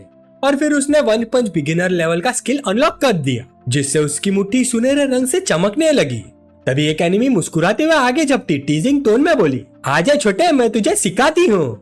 पर उससे पहले ही लियोनी ने बिजली जैसी स्पीड से उसके मुंह पर पंच मार दिया और एनिमी हवा में उछल के दूर जा गिरा। लियोनी ने गुस्से से बोला, ज्यादा अपनापन मत दिखा, कौन सा भाई। बाकी दो दुश्मन ये देखकर स्टन रह गए। उनकी साथी एक ही हिट में गिर चुकी थी। उन्हें भी समझ आ गया कि ये लड़का कोई नॉर्मल शिकार नहीं है। फिर दोनों ने लेफ्ट और राइट से पिंसर फॉर्मेशन में अटैक करने की तैयारी की, पर लियोनी जरा भी नहीं हिला। उसने दोनों हाथ बीच लिया, उसके फिस्ट पर जलती हुई एनर्जी फ्लेम चढ़ गई और उसने जोर से चिल्लाया, तुम लोग मर चुके हो। और इस तरह लियोनी ने दोनों को एक साथ पंच मार दिया। पल भर में ही दोनों एनिमीज काली धूल में बदल गए, जो हवा में उड़ गए। टिंग शुआन लियोनी की पीठ को घूरती रह गई। उसके चेहरे पर प्योर डिसबिलीफ का एक्सप्रेशन था। क्या ये इतनी देर से अपनी इतनी भयानक असली ताकत छुपा रहा था? फिर लियोनी ने अपने हाथ झाड़े, जैसे बस कचरा फेंक के आया हो। उसने एनिमीज की बची हुई राख को देखते हुए धीरे से बोला, मेरा प्रिंसिपल है औरतों को ना मारना, लेकिन अगर कोई औरत लियोनी की औरत को नुकसान पहुंचाए तो बात अलग हो जाती है। तुम तो जंगल के उस कानून को मानते हो जहाँ स्ट्रॉन्ग वीक को खा जाता है। ठीक है, उम्मीद है अगले जन्म में तुम्हारी किस्मत थोड़ी बेहतर होगी। और लड़ाई पल भर में ही खत्म हो गई। फिर लियोनी टिंग शुआन की तरफ वापस आया और उसे बोला, चलो मैं तुम्हें कैरी करके वापस केव ले चलता हूँ और फिर वहाँ ही तुम्हें ट्रीट करूंगा। तभी डूइंग सिस्टम ने एक नोटिफिकेशन दी कि टिंग शुआन की अफेक्शन वैल्यू तेजी से बढ़ रही है। लियोनी की गोद में टिंग शुआन बस उसी को देखती रही अपने लाल गाल के साथ। अब उसकी अफेक्शन वैल्यू बढ़कर 3.5 स्टार हो चुकी थी। तभी डूइंग सिस्टम ने फिर से खुशी से रिपोर्ट दी, कांग्रेचुलेशन होस्ट, इस इंसिडेंट से सीधा 200 पॉइंट्स मिल गए, कैपिटल भी वापस और ऊपर से प्रॉफिट भी। लियोनी ने टिंग शुआन को उठाया और वापस केव के अंदर ले आया और उसे एक ठंडी सीधी से चट्टान पर धीरे से लिटा दिया। टिंग शुआन के शरीर पर लगे हुए घाव देखकर उसका दिल भी दुख रहा था। फिर भारी मन से बेचारे यंग मास्टर ने सिस्टम शॉप से फर्स्ट एड किट खरीदने के लिए और 2 पॉइंट्स खर्च कर दिए। और फिर लियोनी पूरी लगन से टिंग शुआन के जख्मों को साफ करने और उन पर दवा लगाने लगा। लेकिन उसे बिल्कुल भी एहसास नहीं हुआ कि टिंग शुआन उसे एक हद से ज्यादा प्यार भरी नजर से घूर रही थी। लेकिन देखते ही देखते टिंग शुआन ने एक अटैक किया, एक प्यारा और करारा किस लियोनी को होठों पर। इस अटैक से लियोनी चौंक गया और उसकी आंखें अजीब सी चमकने लगी। ये कोई जानलेवा अटैक नहीं था, लेकिन उसने लियोनी की गर्दन को जोर से जकड़ लिया और एग्रेसिव तरीके से उसे अपनी तरफ खींच लिया। लियोनी ने टिंग शुआन की ऑक्टोपस जैसी टाइट बाहों से खुद को छुड़ाने की कोशिश की। हे सीधी रहो, अभी मेडिसिन सूखी हुई नहीं है, वरना जख्म फिर से खुल जाएंगे। छोड़ दो मुझे, लियोनी ने डांटा। लेकिन टिंग शुआन को कोई फर्क नहीं पड़ा। वो और पास आती रही, उसका चेहरा और करीब आ गया और उसने बोला, मैं अब और वेट नहीं कर सकते, मुझे अभी के अभी वो करना है। लियोनी के पास और कोई रास्ता न देख उसने टीचर की तरह डांटने का फैसला किया और बोला, टिंग शुआन, मैंने अभी भी बोला कि ओबीडिएंटली ट्रीटमेंट ले लो, इसका कौन सा वर्ड तुम्हें समझ नहीं आया? टिंग शुआन इस अथॉरिटेटिव लियोनी को देखकर दंग रह गई, पर उसे प्यार से देखते हुए रह भी नहीं पाई। फिर अपनी पूरी ताकत लगाकर लियोनी ने अपनी मर्दाना डिजायर को दबाया। उसने टिंग शुआन के हाथ को नरम पर मजबूत तरीके से अपने पास लिया और उस पर मेडिसिन लगाते हुए बोला, तुम हिबरनेट करने वाली हो, तुम्हारा पूरा बॉडी जख्मों से भरा है और तुम अभी भी ऐसी बातें सोच रही हो? खून बह जाने से मरना है क्या तुम्हें? लियोनी माँ जैसी एडवाइस देता हुआ फिर से दवा लगाने लगा। याद रखना, जब तुम हिबरनेशन में होगी ना, मैं कभी कभी तुम्हें मिलने आता रहूंगा, इसलिए अच्छी तरह सुनो और ज्यादा शरारत मत करना। ये सुनते ही टिंग शुआन का चेहरा घबरा गया। उसने लियोनी का हाथ पकड़ लिया और बोली, हाँ तुम फिर जा रहे हो?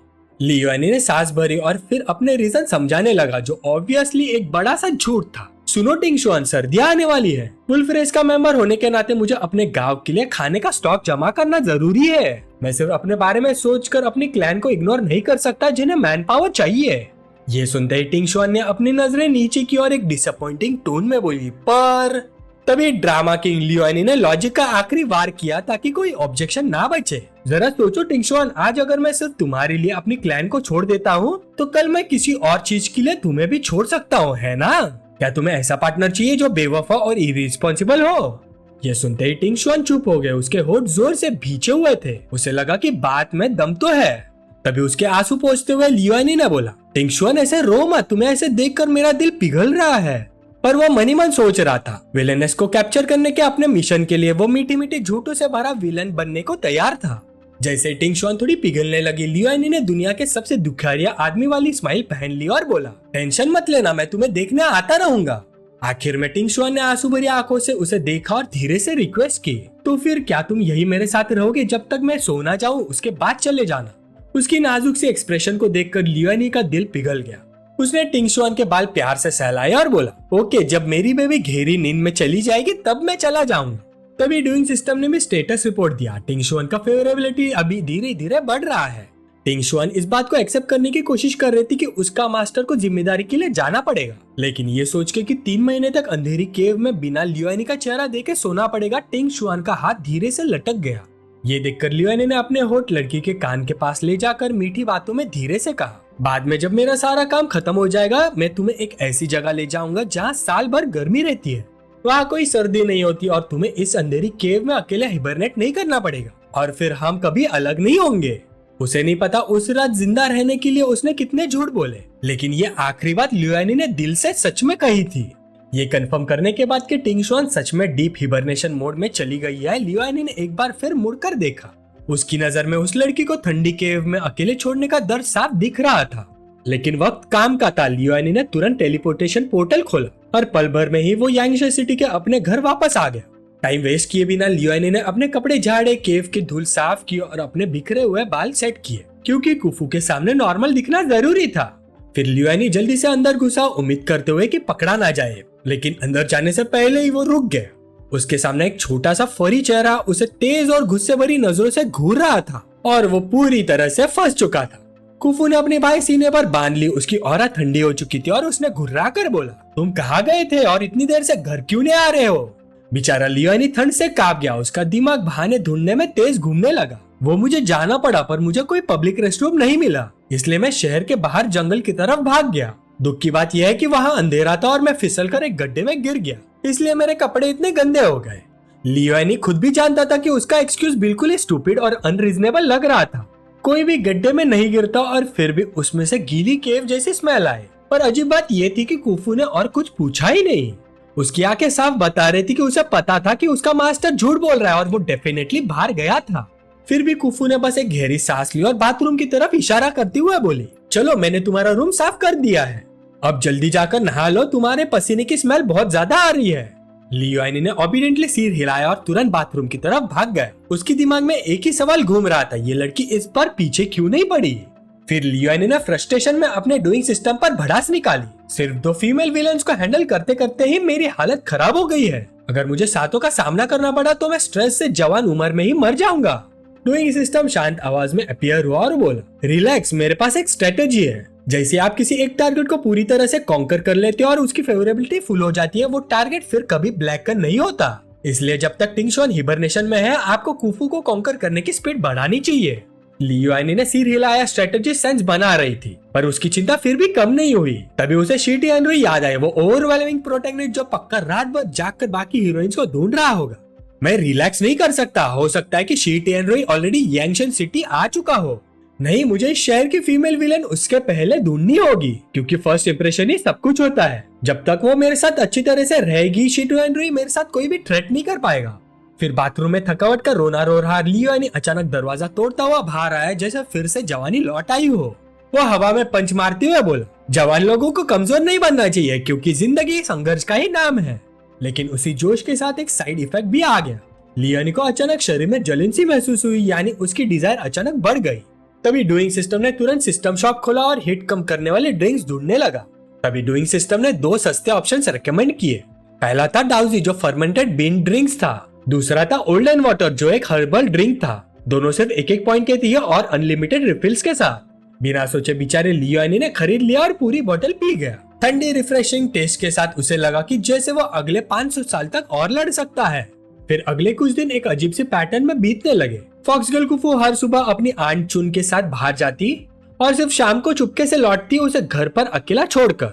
पर इस खाली टाइम का फायदा उठाकर लियोनी अक्सर छुपके से टिंग शुआन को मिलने जाता जो हिबरनेशन में थी। वो दिल पर पत्थर रखकर सिस्टम से 2 पॉइंट खर्च करता है सिर्फ इसलिए ताकि टिंग शुआन के लिए एक मोटा कॉटन ब्लैंकेट खरीद सके।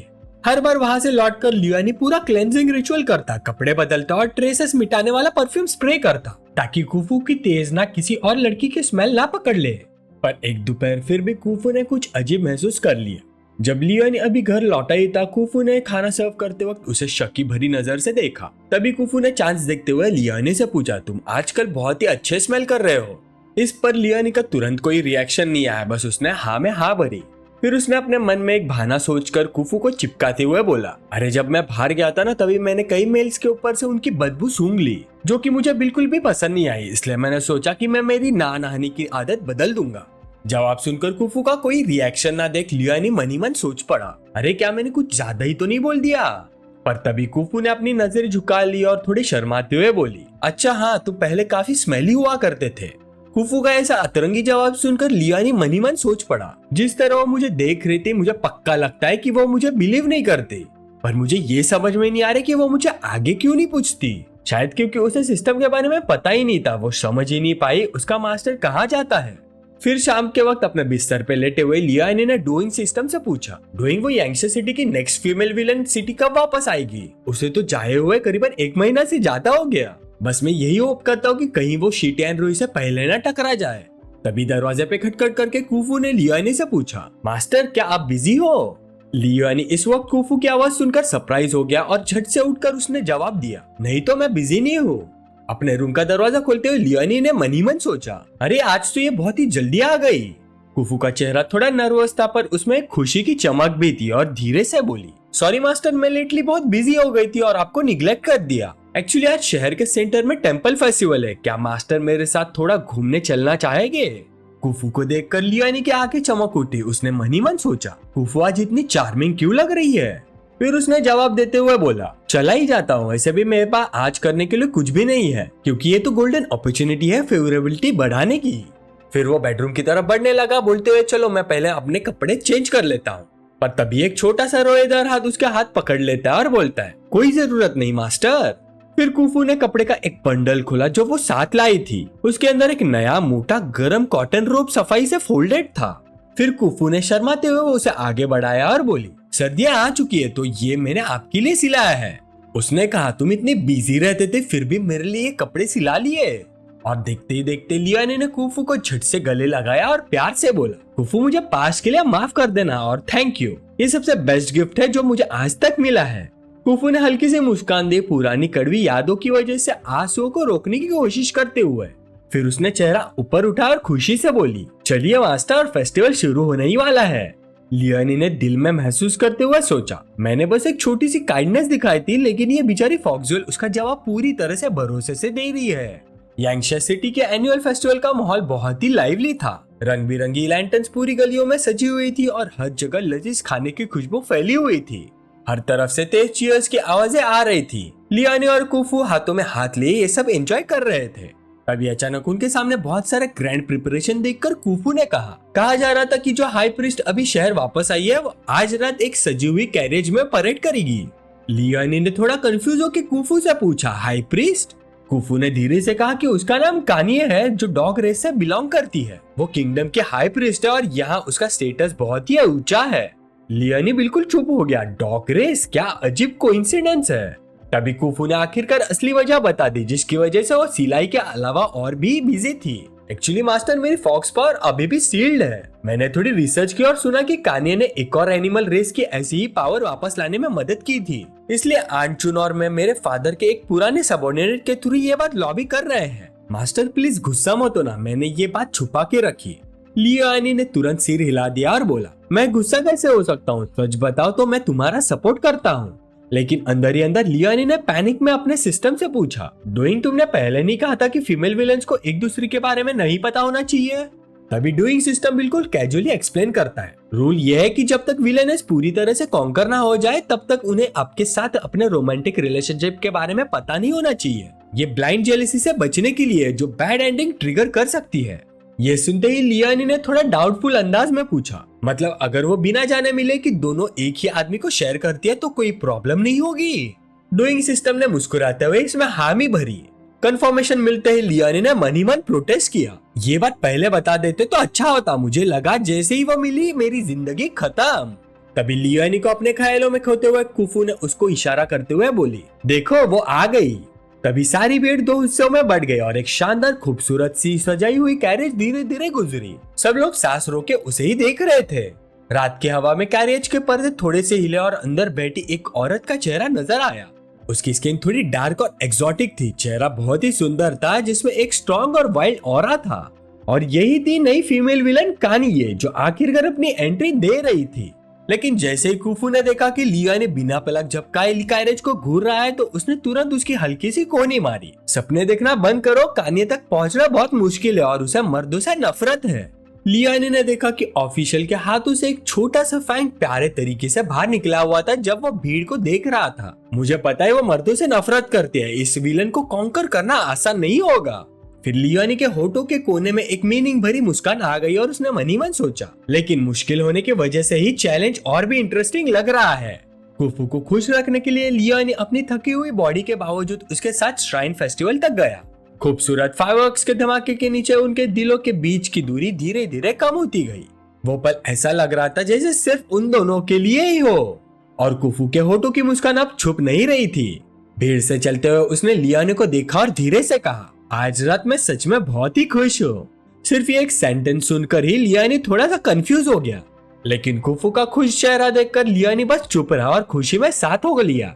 थोड़ी देर चलने के बाद रात और गहरी हो गई तो लियानी ने कुफू को घर चलने के लिए इनवाइट दिया। तभी अचानक डूइंग सिस्टम का इंटरफेस लियानी के सामने आ गया। सिस्टम ने डिटेक्ट किया कि कुफू का फेवरेबिलिटी लेवल अचानक सीधा ऊपर चला गया है। आखिरकार लॉन्ग अवेटेड 4.5 स्टार्स मिल ही गए और इस अचीवमेंट के रूप में लियानी को तुरंत ही 150 पॉइंट जैकपॉट मिल गया। घर पहुंचते ही कुफू तुरंत आग जलाकर नहाने के लिए पानी उबालने में लग गई। ये देखकर आंचुन को गुस्सा और इरिटेशन भी हुई।